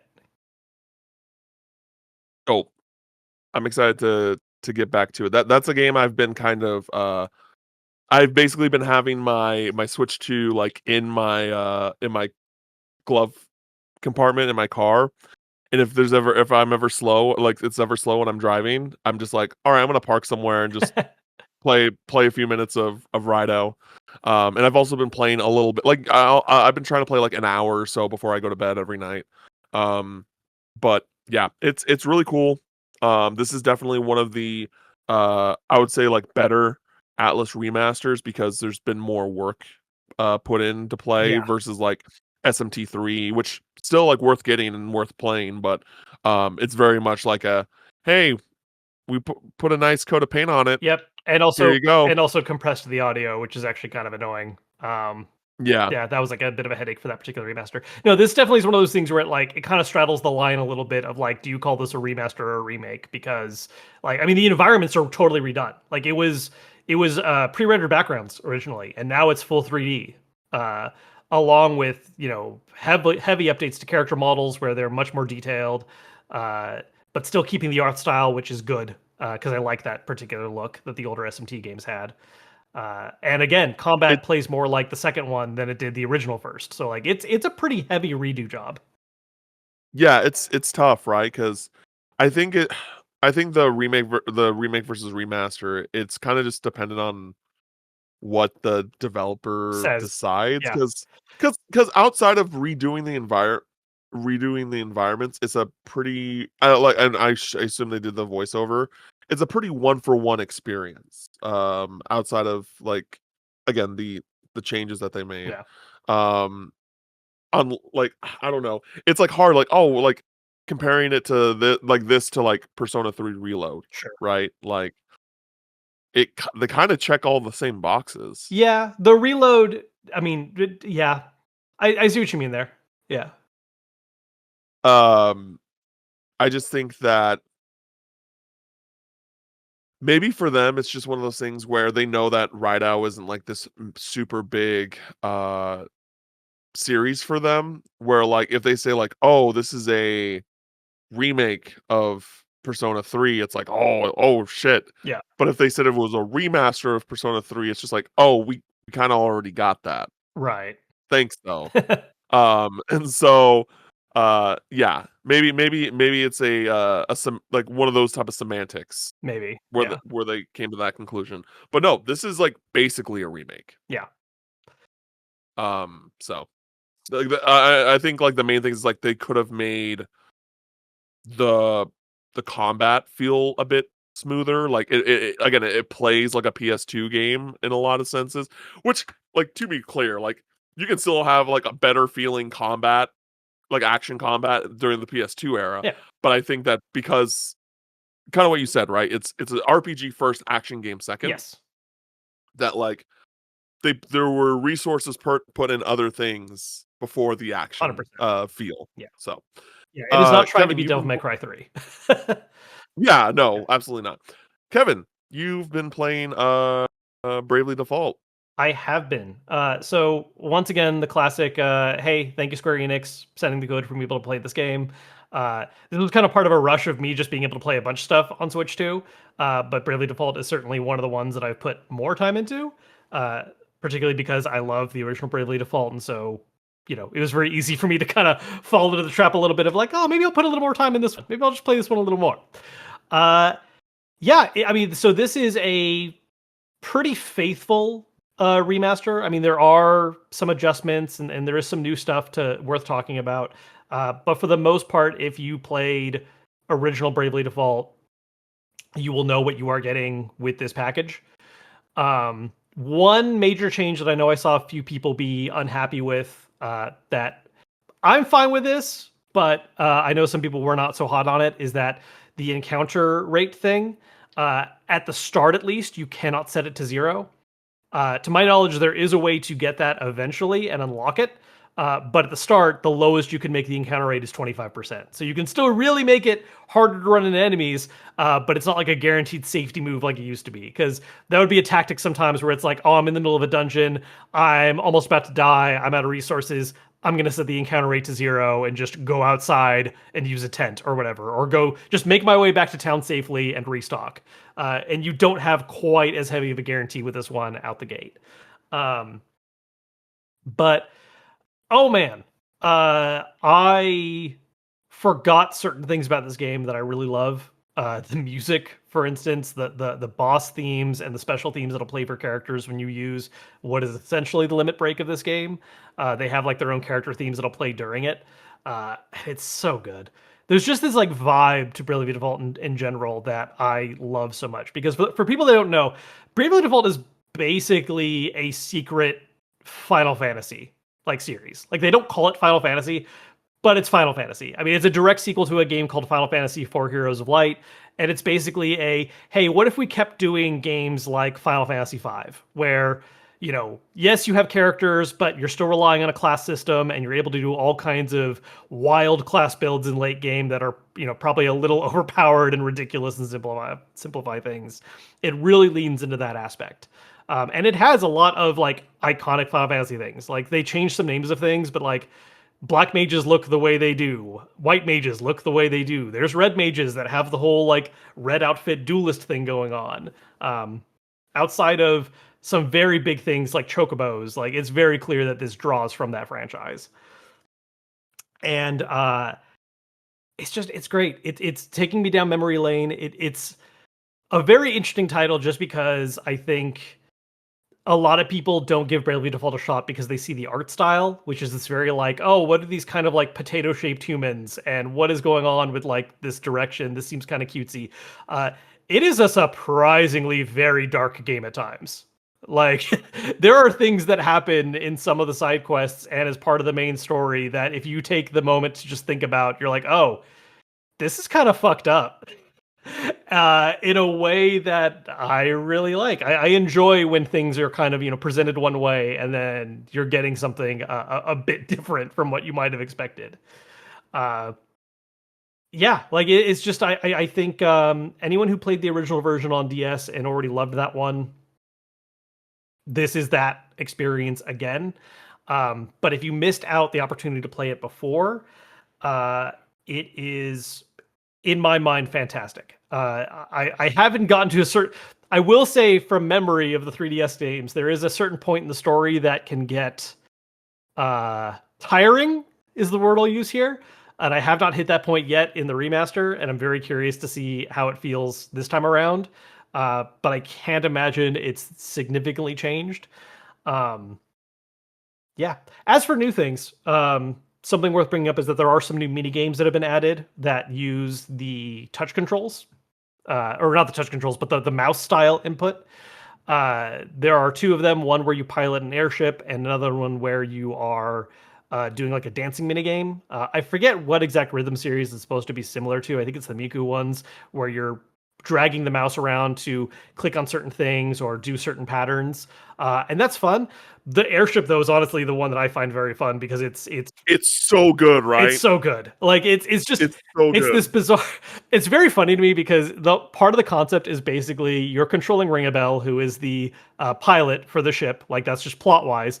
But it's him dealing with like all the other characters making demands and being like annoying kids in the back seat of a car, being like, "Can you turn the AC up? Can you turn the music down? Can you do this?" And all the while you're doing other mini games where it's like, oh, there's these like flies or little enemies running around. You have to get a fly swatter and hit them with it, and all these just very interesting things where it's just, yeah, you're trying to pilot an airship and you're trying to follow a certain route, and at the same time there are just 20 different annoying things popping up you have to deal with. But because of how that interacts with the mouse style controls, it's just a very fun mini game. And there are like slightly more serious aspects to it. There's like a boss fight at the end for the mini game, and you're firing cannons and using basically giant fly swatters to kill things. Uh, but it's just a really neat, I think, like new aspect that just adds like a fun side thing you can do. It doesn't really impact any of the main stuff. You can basically choose to not engage with it at all. It's definitely kind of like what you were saying earlier about the PSP Final Fantasy tactics, where it's like, yep, they added some stuff to say, hey, here's a remaster remake, and here's some new things to do with it. That's definitely a little bit of why this exists, because it's like, oh, we're on Switch 2. There's these new Switch 2 functionalities. How are we going to include those? But it's a really fun new thing that includes those, so I'm all for it. I When I think about that mini game, I think about the episode of SpongeBob, the Imitation Crabs episode, where Plankton is like piloting the robot and he's just like freaking out. Oh, but you don't know SpongeBob. God damn it, I Kevin. catch that reference. I catch that reference. Okay, okay. That's a really good episode of SpongeBob. Anyway, we really got to get you on the SpongeBob train. Now we're gonna get into the topic of the show. Because I have nothing to say about Bravely Default outside of I want to play it, and I'm excited, and I'll play it eventually. Uh, we're gonna talk about our thoughts on the Switch 2 so far. We've had it for a couple of weeks. Um, I think it's time, a solid time to be like, hey, how we feeling about it? How we feeling about it? Um, and Kevin, do you want to go first? Or do you want me to go first? Let's have you go first, because especially because last week you were Okay. kind of hinting at something that really bothered you, and I actually didn't get a chance to talk to you about that. So I'm very curious. Like you already have you gave me a little like little seed of doubt or whatever last week, and I Mm. need to know. I need to know. Yeah. So I want to talk about the pros first. I before I ended up so going into SGF, we were already like planning on being like, hey, you're gonna like give me the second Switch that you got and and Yeah, my hand it off backup to me. one. Yeah.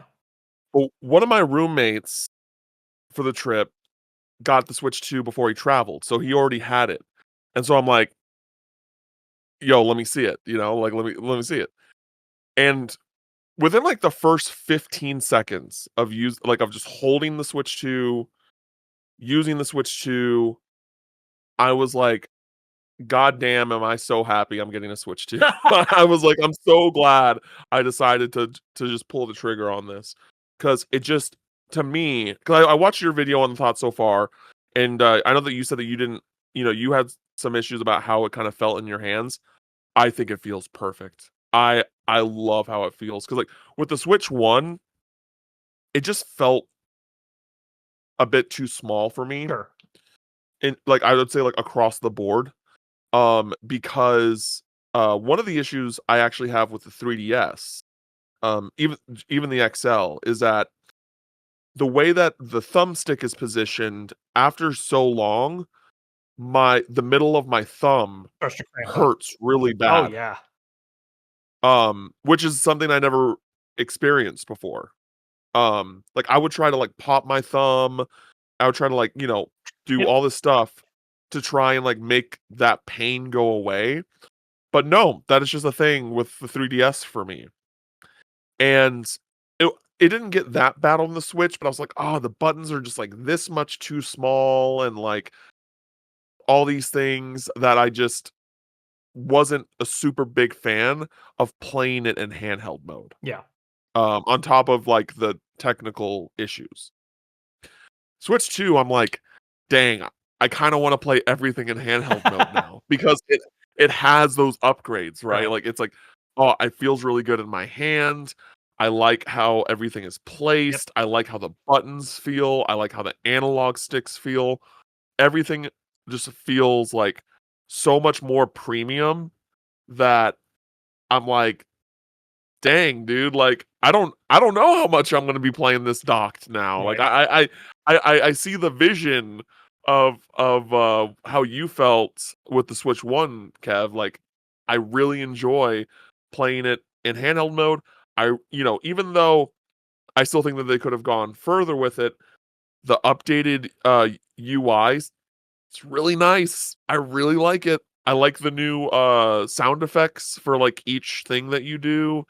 Um I like the how they like made each of the tiles for each of the games feel a bit more defined, a little less um bland. Sure.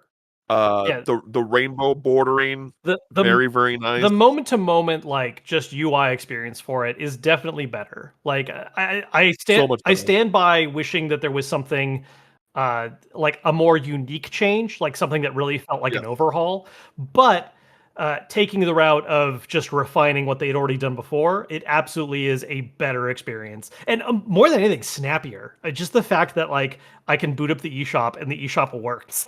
Like that alone takes so much out of like the pain of navigating that system because it just feels much less interrupted than before.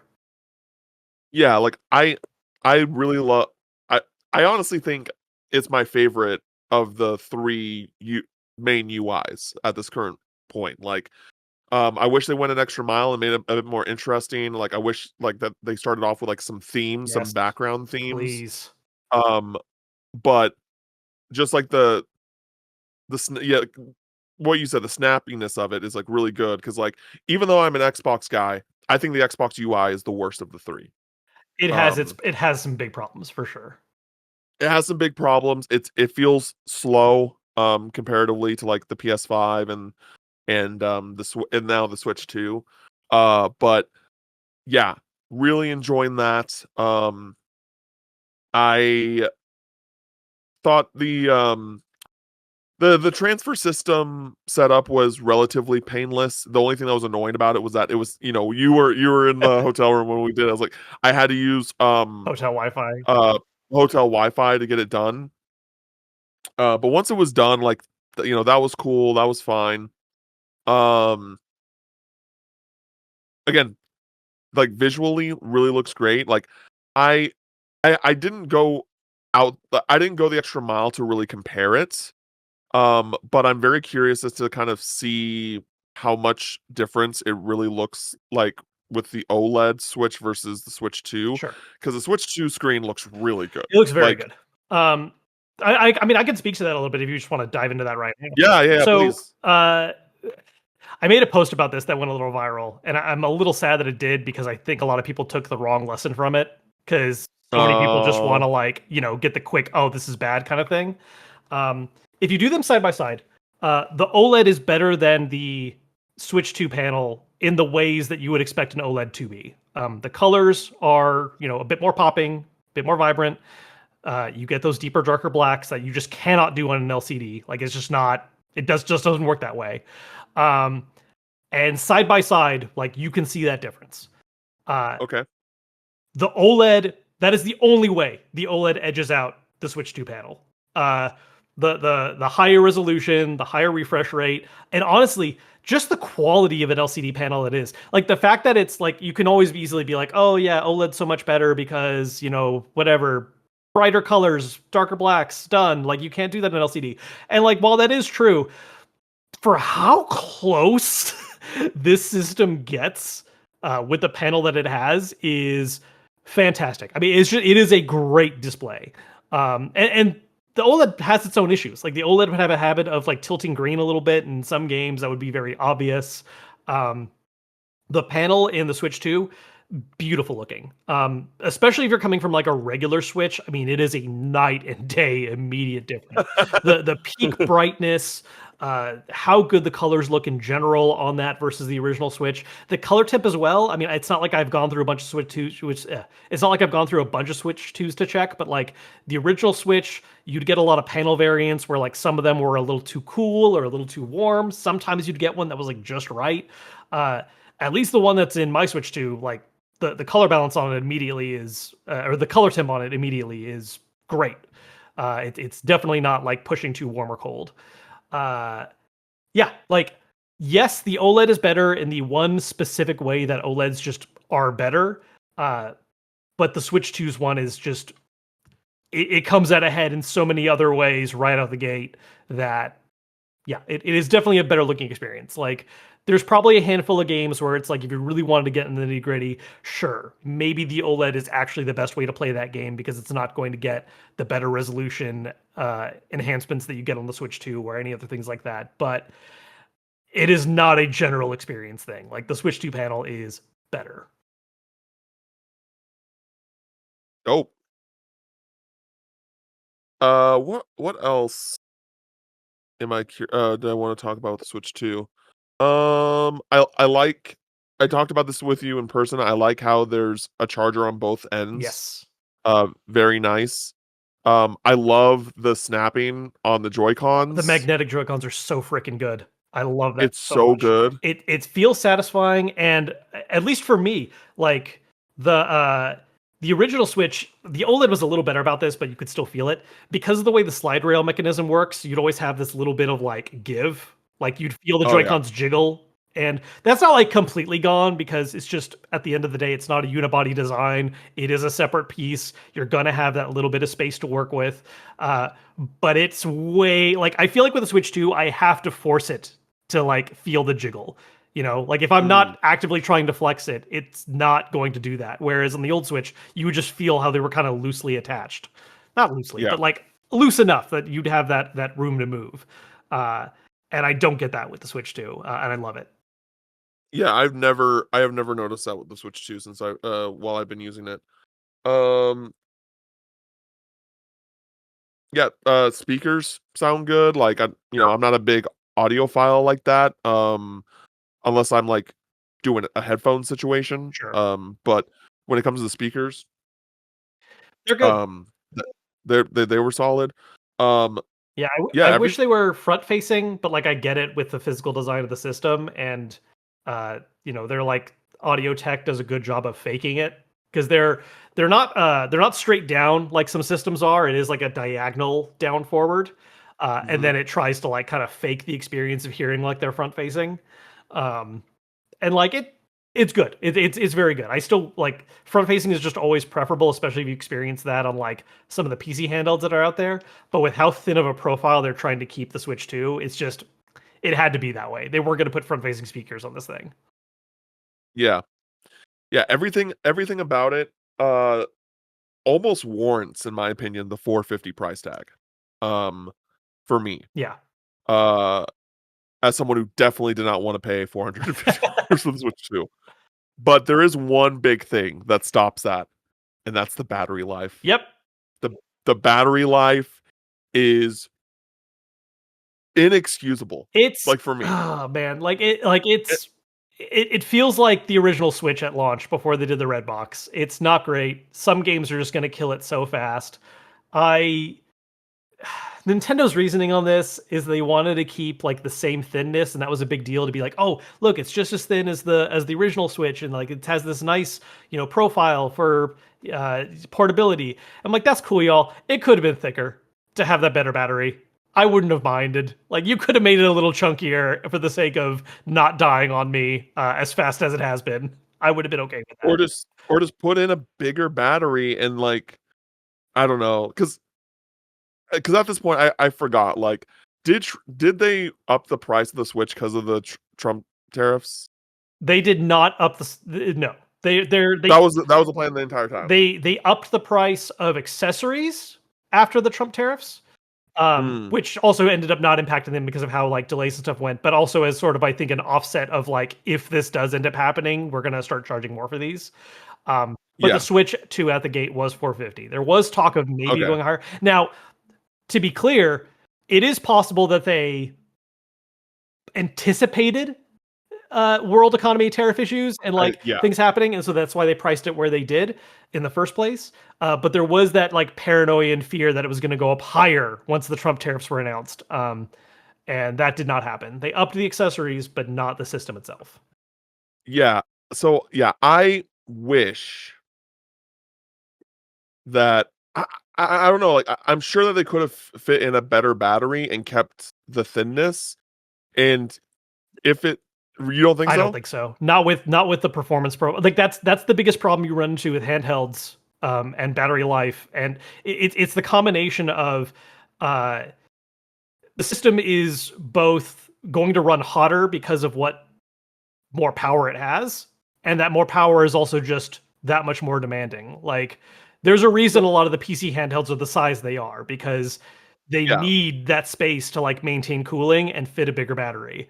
Uh, so my question for you is then, if in a hypothetical where we get a different Switch or, like, we get a Switch with a better battery, 1, do you think that'll happen? And 2, does that mean that, like, we would get an updated dock where, like, the dock has to be redesigned to accommodate a bigger Switch too, or I how do you think that would all go down? I don't think Nintendo, knowing Nintendo, I don't think they would release like the new bigger battery Switch 2 that's thicker by design.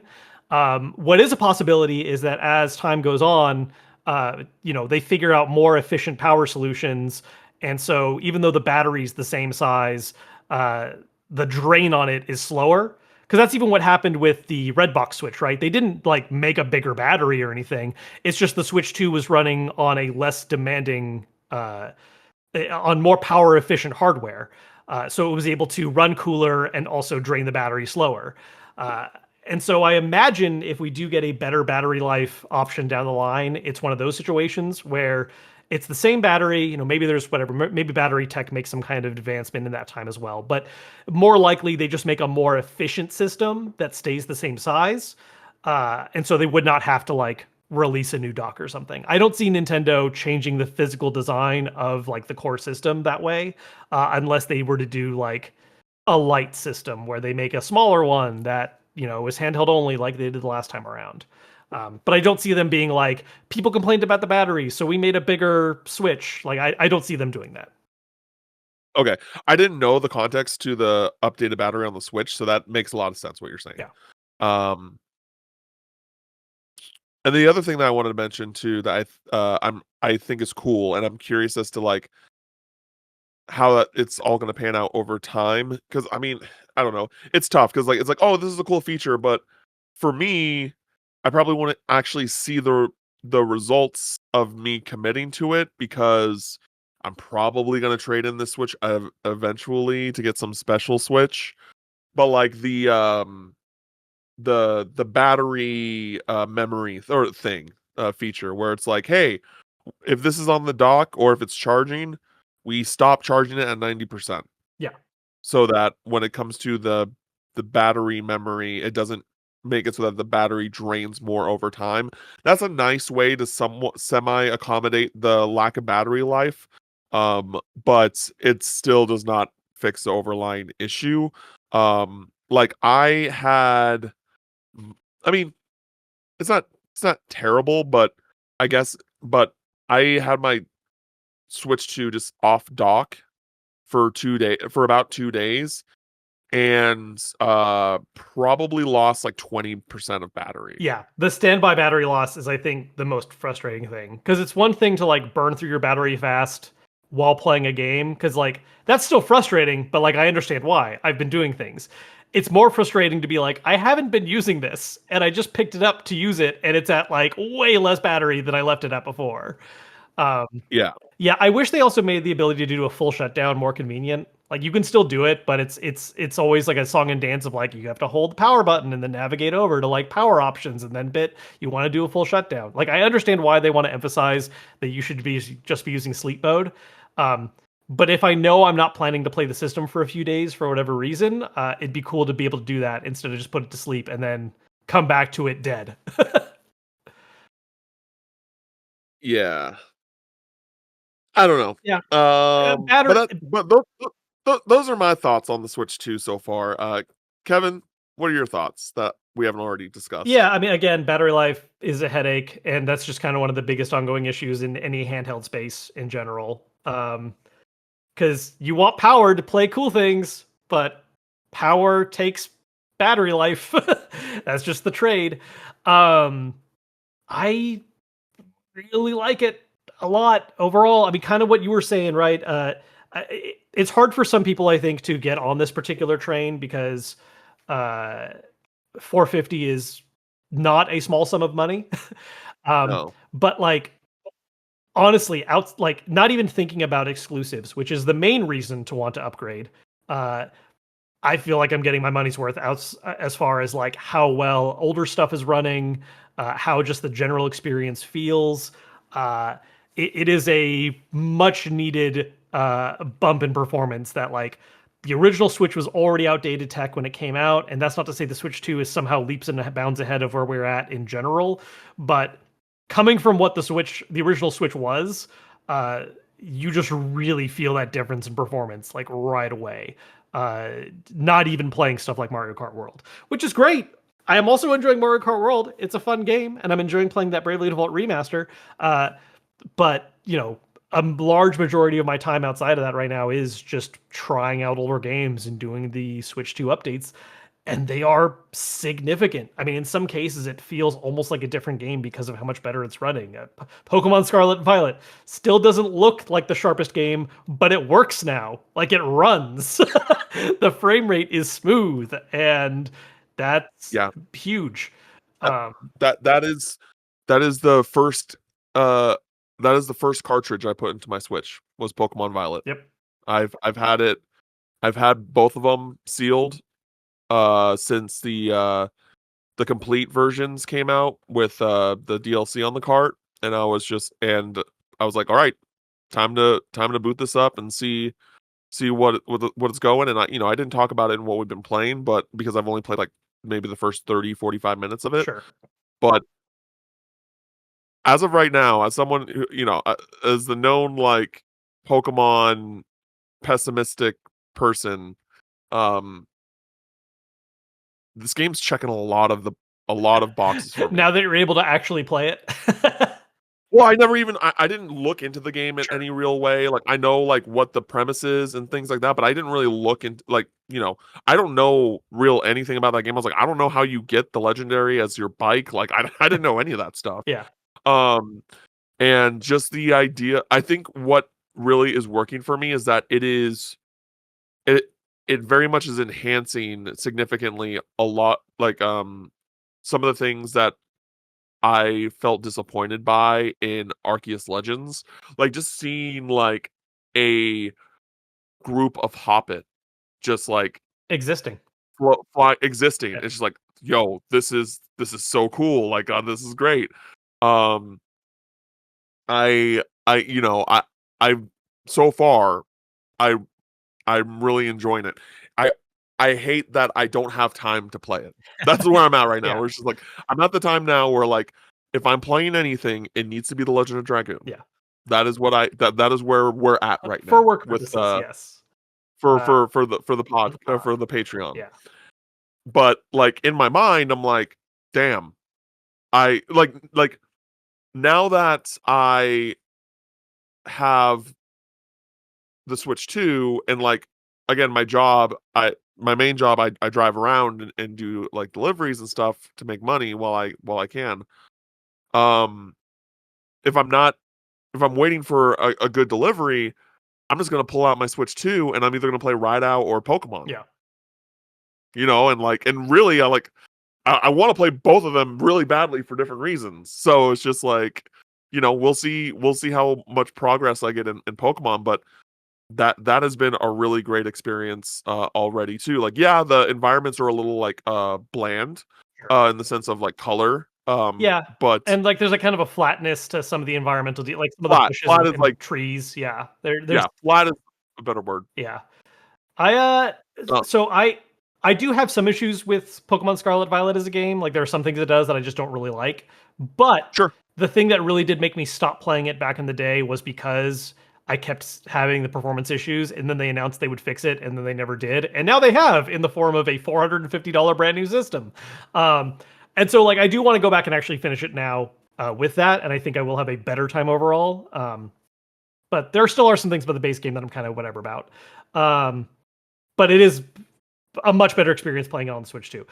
Even games I like, Pokemon Breath of the Wild and Tears of the Kingdom, look just gorgeous on it. The higher resolution, the smoother, higher frame rate, that's fantastic. What's up? Have you seen if there's performance changes in Arceus Legends? I have not tried that one out 'Cause specifically just yet. that game notoriously is I rough I mean, too. so I forget if it got an official patch or not, but I would imagine it's at least hitting its frame cap more successfully and like being smoother in that aspect. Um, so the problem you run into with the games that don't get like dedicated patches is that ultimately the performance bonus is only going to be what the original game like allowed for. So like a good example of this would be like Hyrule Warriors. The original Hyrule Warriors Legends on Yes. Switch runs at an uncapped frame rate. So that means that when it's running on Switch 2, you are hitting those super high frame rates and it looks great because it just can now. Whereas Hyrule Warriors Age of Calamity, that had a 30 frame rate cap. So you're hitting that cap and it's just going to be stuck at 30 because the game is telling itself to like stop there. Until But it's they still running better. it's still running better because it's hitting that 30 cap successfully, but it's not like suddenly a 60 frame game or something out of the blue. Yeah. You need to have an actual dedicated patch like released to enable that. Um, Yeah, I'm curious about Fire Emblem, Warriors too, both of them, but yeah, because Fire yeah. Emblem, I don't know if that one had a cap or not, but I know at least for Three Hopes, it would like kind of bungee jump up and down between like 60 and below. Because like if you looked in a corner or where there wasn't a lot of people on screen, suddenly you'd have this really smooth looking gameplay, but then you turn and face all the guys running at you, and now it's like 20. And you would just like see it in real time, like drop down like Yeah. that. Yeah, Um, the Fire Emblem series, I'm just really far behind on in recent years, like, I still would like to finish Three Houses, but I restarted it with the intention of finishing it, and I definitely did not.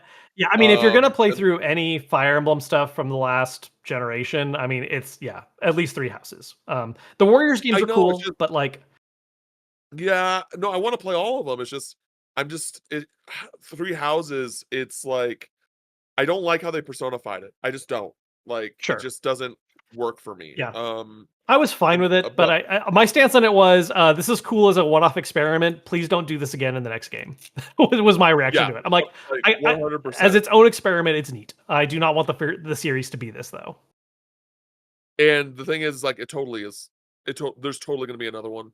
Like, it was Uh, so popular. I don't I don't know There about that. so many people got into Fire Emblem through 3 Houses. Yeah, but it was also the first Fire Emblem on the Switch, which had a gigantic audience compared to any of their past platforms. Yeah, but people, like, love that like, like, you can still, like, play the game and be like, "I don't like this game." People love that shit. I am gonna push back on the, like, they're gonna for sure do another No. one, but we'll see. Like, from a casual standpoint, it was super popular. I know it's popular. I'm just saying I don't know if that's going to make them, like, dive into that for the next game, like, 100%. I'm not saying that every new Fire Emblem game is gonna be like that, but I would be shocked if there's not another one in a similar format. We will find out.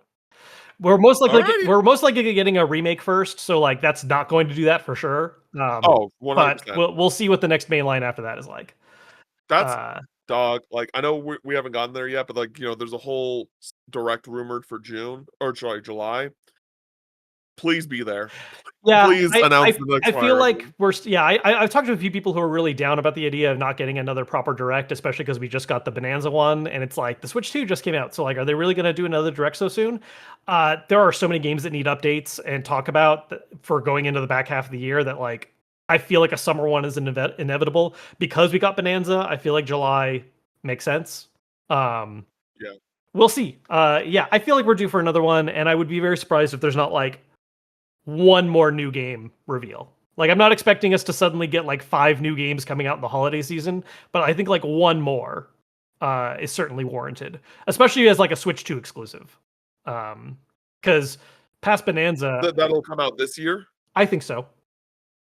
Yeah, no, I could see one more, Yeah. yeah, but in general, that I mean, they could still announce more and be like, "Hey, this is coming out next Oh year." yeah, yeah, yeah, absolutely, absolutely. No, I think we get some more reveals. I just mean in terms of like filling out the 2025 schedule, because like what we have left, obviously we're getting Pokemon, but that's cross-gen. Metro Prime 4, that's cross-gen. Which we don't have a date for Metro Prime 4 still, so that's we got to find that out. That has to Uh, be like, that I'm has to be a fairly confirmed. certain Kirby Air Riders was confirmed for 25, but we didn't get a specific That's this date. year. So like that's another Yep, one that's that's coming year. out. I feel like there's like room for one more first party game to really fill out like the Switch 2's first year, but we'll see. First half year, Yeah. 25. But yeah, like I mean the experience with the system itself, I am very happy with. I mean, my biggest headaches are again the battery life and uh, wanting more exclusive new games to play and GameKey. But that's its What own. We've argued yeah, about GameKey so goddamn much. Like yeah, that's this whole that's thing. this whole thing. What are your thoughts on the, Pro Controller? So the Pro controller is cool. I will highlight real quick one annoying thing for folks that may or may not be aware of this by now. Um, Yes. the original Pro controller. So if you have the Pro controller from the first Switch and you would like to keep using that with your Switch 2, you can. There's one specific functionality that has been lost though, and that is you cannot wake up the system with the Switch 1 Pro controller. You have to go up and turn it on using the button or having like the right Joy-Con detached so you can use that to turn it on. Um, at the end of the day, not actually a huge deal, not like the end of the world. But if you're very used to, playing your Switch docked and you want to play your Switch 2 and you don't want to upgrade to the new Switch 2 controller, that's going to be a headache you will run into with using the original Switch 1 Pro controller. It's just a situation some people are going to find themselves in. That aside, I think the new Pro controller is fantastic. I mean, I already liked the original Switch Pro controller. The only thing about it that was ever a headache to me was the D-pad. For being a first-party D-pad, it just was not as good as I wanted it to be. But this is a further refinement of that. The grip size is a little different, slightly adjusted in a way that for me is more comfortable. I feel like talking about that Okay. kind of stuff is always awkward because, like, yes, there are such things as making more ergonomic choices, but then there's also just at the end of the day, different people have different hands, and so Hand no, size, yeah. yeah, no specific design is going to be a great one size fits all. You're always going to have someone that's just like, oh, I wish this were bigger, or oh, I wish this was smaller. Um, but I really like the grip on the new one. The back buttons are great. One of the really cool things about that I love is that because it is a first party option, they have per game assignment. So what that means is like if you're using say like the 8-bit Do Pro controller that has back buttons, you can tell it, oh, I want this back button to be A and this back button to be B, and that's what it's going to be all the time, every game you go to. And you can make different profiles for the 8-bit Do to switch between, but you're always going to be at the mercy of that profile. With the Switch 2 Pro controller, it's per game. So that means that in Mario Kart World, I can make one of them A and one of them B for whatever reason. And then in Legend of Zelda, I can make it X and Y because I want it for jump and something else. Uh, and that's great because that means that once you set it up for that particular game, it's set for that game, and that's you never have to mess with it again, as opposed to like having to Interesting. reprogram it every time you switch between certain titles. So that's a really nice upgrade over the old one. Like not just simply having back buttons, but doing that per game assignment. The sticks, we know they did not go the Hall effect thing, and a lot of people are already talking about how Switch 2 is having the same degree of drift issues as 1, which I haven't seen enough evidence for to be that it's as bad. Like the thing is, drift just happens in general. Like that happens in dual senses. It happens in Xbox controllers. It is not a Switch Yeah. One specific issue. The issue is how often it happened on the Switch One. And so there have been some reported cases of it already on the Switch Two, but I haven't seen enough reported cases where it seems like it's as bad right out the gate. Um, that's just a thing where we're going to have to see how it progresses and how it goes. Some people, saw the initial signings of it and went, "It's happening all over again." Switch Joy-Con drift, same degree. I don't think we have enough evidence it's going to be that bad just yet. Um, but it is, still a headache that they didn't choose to go for a different stick style that's not going to develop it. I will say, while it's the same like core stick technology, it is a different feeling stick though. There's a little bit more tension and like pushback on it where it wants to return to center that I like.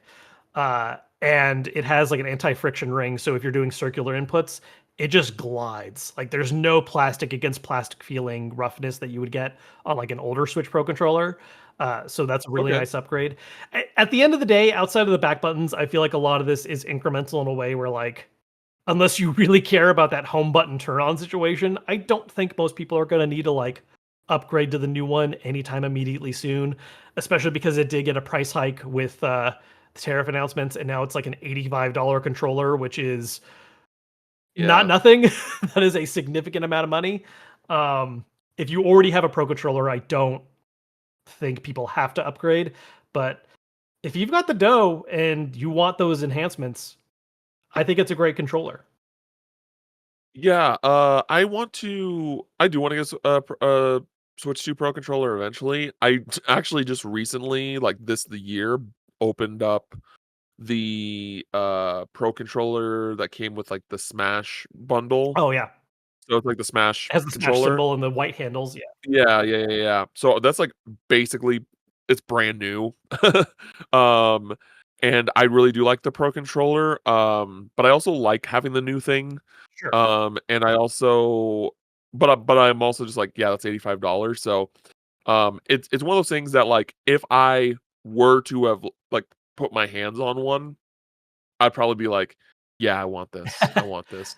But, I also know that, "Oh, I don't need it right away. Yeah. I don't need it right away."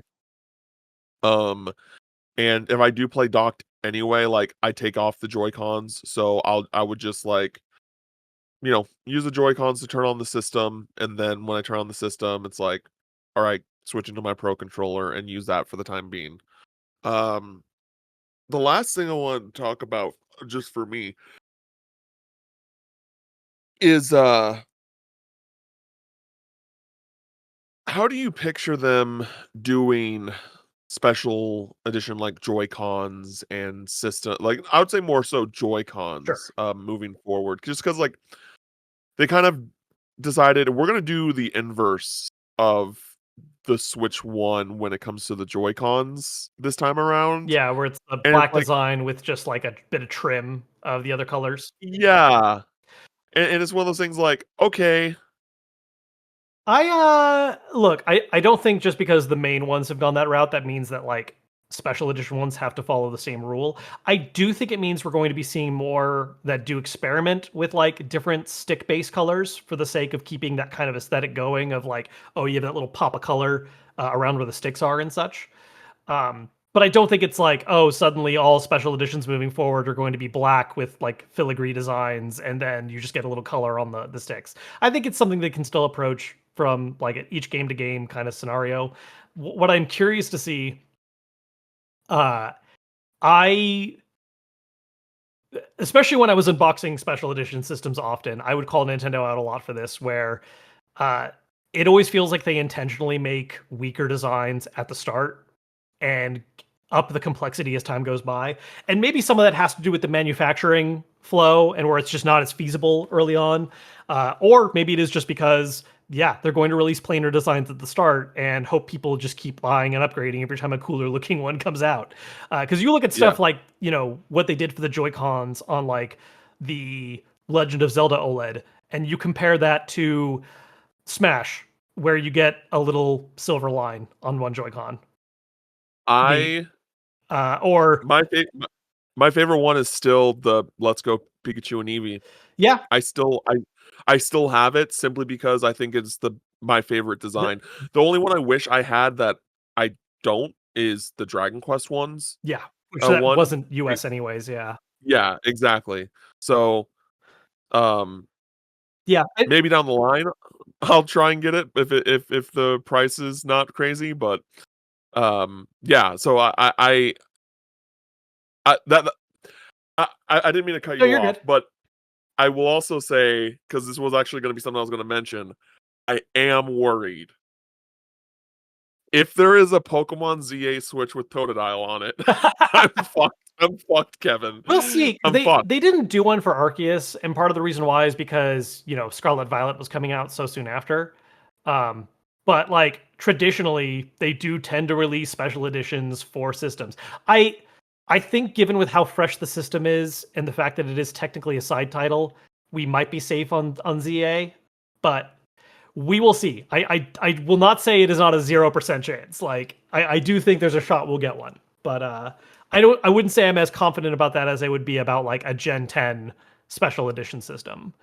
Um, just given their track record and what they've done stuff for.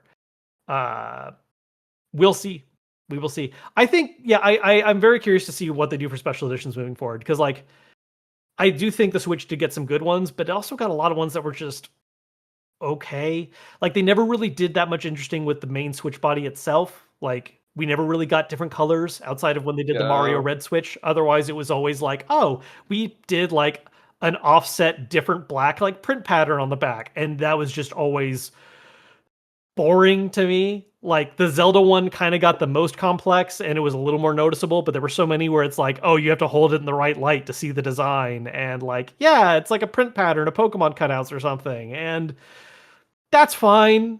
They certainly did more with the Joy Cons and sometimes the docks, but even then, I feel like they didn't really. I just look at what they did for some special editions for like DSs and 3DSs, and then what they did for Switch, and it's like, yeah, man, that's fine. I would love. My biggest thing always was like, please make a dock that's not like just the traditional dock in a different color. Like, make something weird that will still fit the system. I don't think they're gonna do that, but God, do I wish they would. Um, yeah, I But, we'll see some special editions in the future. I don't know how soon. no, you're definitely right about the body part though, because like with like the tablet in and of itself, because you know I I have three switches, three normal switches, and it's the Let's Go Pikachu and Eevee, which I will forever have, and then I have the all red switch. Yep. Because it was red, I was like, all red, like let's go. We're getting something that's not a black Yep. tablet, and then I got my Zelda OLED, and I'm not even a Zelda guy, but I was just like, nah, those Joy Cons rock, and that deck or in that dock rocks, so I'm just gonna get this one. I still like really like the Splatoon Joy Cons and things like that. That's the thing that sucks now is that like, oh, and like the Animal Crossing Switch was also beautiful, but I'm an Animal Crossing guy, Yeah, so and still not for like the back. Like it still had a regular black back that just had like the wave pattern and stuff on it. While the dock was oh like that wow, nice, cream white, and the yes, Joy Cons had that also where it was the light blue and green with yeah, like the yeah. the mint blue and the nice green. Yeah, but the tablet was still that just we made a black one again with just a pattern on it, kind of. Yeah, I hope we get something more interesting this time around, but we'll see. I'm sure part of that is just manufacturing. It's much easier to add a design to your traditional black system than to, print a whole new line and a new color. Uh, but that's part of the fun of these systems. Because like the Switch Lite was where they kind of kept that alive, right? Like the Switch Lite was in all these fun colors, and I would love for that to happen for just the mainline system. That to me is a big thing of like Nintendo handhelds is picking one that like fits your personality kind of, and I feel like we didn't really get that with the Switch. Is there anything else you want to talk about before we Uh, dip out? did you check out the launch Switch 2 Game of the Year welcome tour? No, Oh, damn. Look, I actually I'm working on a video right now for this. I actually think it's pretty cool. But the fact that it's not pack-in is free. a headache. Yeah. Yeah, Well, and like, look, yeah. I would actually be more understanding if it wasn't for the fact that one of my big hangups with this thing is that if you want to like complete it, complete it, like do all the challenges, all the whatever. If you want to do that, you also have to own the new Pro controller, the new camera, and I think you can get around the wheel ones, even though technically those are another one that gets showcased. Um, but yeah, like you have to invest in these other accessories to actually like fully play the game. And that to me is the real headache. Like if that stuff didn't exist and you could like completely 100% the game, it's kind of dumb that it's not a pack in, but fine, $10. Great. The fact that it's not really just $10 to fully play it, it's $10 plus these other accessories that you might not have been interested in buying in the first place. It's like, come on, guys. Come on. This is practically advertising people to buy other accessories. Like, why are you going to make me pay for this? That was the real headache for me. Yeah, that's no good. That's no good there. uh, anything else? No, I think that covers it. I'm planning on putting up some more of my own stuff, and I'm still checking a bunch of things. I'm a little behind schedule right now, but like, yeah, overall, very happy with the system. A few specific things aside. I'm curious as to how we're gonna feel about the Switch, like, as time goes on, because it's not like it's hard that not a lot of is really gonna change, but also, like, there are things that could evolve over time, kinda like we were talking about before with, like, the game key card and, Sure. Yeah, there's always um stuff that can change. Who knows how soon we'll get some kind of revised model or another option. Maybe they announce a light. Maybe they announce something else. Uh, I think the big thing, honestly, is just like whether or not it gets any true direct competition. Because like as much as I like PC handhelds, they're really not the same thing. Like a lot of people like to be like, oh well, because PC handhelds like that's going to be an issue. It's really not. I mean, you can see how well the Switch 2 sold. Like it didn't. None of that got impacted by that. Um, I think the biggest thing, yeah, honestly, is just like what more we get library wise, because we're working with Mario Kart World, which is good. It's like I enjoyed it, but like I'm already kind of done with it outside of playing with friends. Like I'm not going to be spending a ton of time just playing a single. Like it is a multiplayer game. And I primarily love Nintendo for their single player first party stuff. So I need more of that. And Bonanza looks great, but I want more. I agree. I speaking of, a a competitor, I think that, we were talking about, the ROG Ally X last week because you got to go hands on with that. Yeah. Um, and for me, just based on what you said about the ROG Ally X, like at this point currently, if I were to get a PC dedicated handheld, I'm still more likely to get a Steam Deck. And I don't even really feel like I need a Steam Deck, Yeah. because the Switch exists. Like, and even though they're not really competitors in that way, but it's just like, yeah, but the Switch, the Switch 2, especially now, is like it can run most games, uh, and it's still serving a specific thing for me where it's like, yeah, I'm using this to play Nintendo Yep. games. play indie games. And now that it's more powerful, I might see myself playing more like power hungry games on the Switch 2 now as Sure. well. But um even so, like, you know, this what has changed outside of the Switch in the handheld market, like new editions, like that hasn't made me more inclined to step away from the Switch, and the Switch 2 has made me more inclined to stay with the Yeah. Switch. Like, Well, I you think know what I I think a mean? big thing worth highlighting, right, is that at the end of the day, one of the biggest pulls of Switch, aside from, I think Nintendo generally doing a good job of trying to walk just like the we're in it to make fun things market, is the fact that there's going to be stuff that you just can't traditionally play anywhere else, right? Like you're not going to get Donkey Kong Bonanza anywhere else. You're not going to get Mario Kart World anywhere else. There are going to be people who find a way to. That's a whole other subject.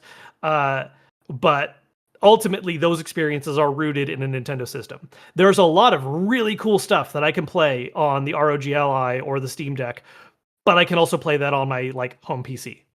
And it's great that I have a handheld option for that. But at the end of the day, if I want to play that game, I have other ways of playing it on other libraries or other platforms that I already own. And in my case, I'm getting those anyways because I'm covering and reviewing them. But I think for anyone looking to spend money, it's like, yeah, if you already have a PC, handheld's great, but Switch 2 is going to give you handheld and all the things that are Nintendo unique. And it isn't big, right? We were talking about how thin the Switch 2 is, and yeah, the Rogue Ally X looks cool, and like the Steam Deck is a cool device. I don't see myself lugging that around with me when I travel I do. compared to a Switch. Yeah, I don't think it's as big of an issue as some people think, but like I like the trade-off of having a more comfortable grip at the end of the day. Like the ROG LAX is so much more comfortable to use over a long period of time than like the Switch or Switch 2, which is like I already make my Switches bigger because I buy grips for them because I don't like using them in their base like flat profile.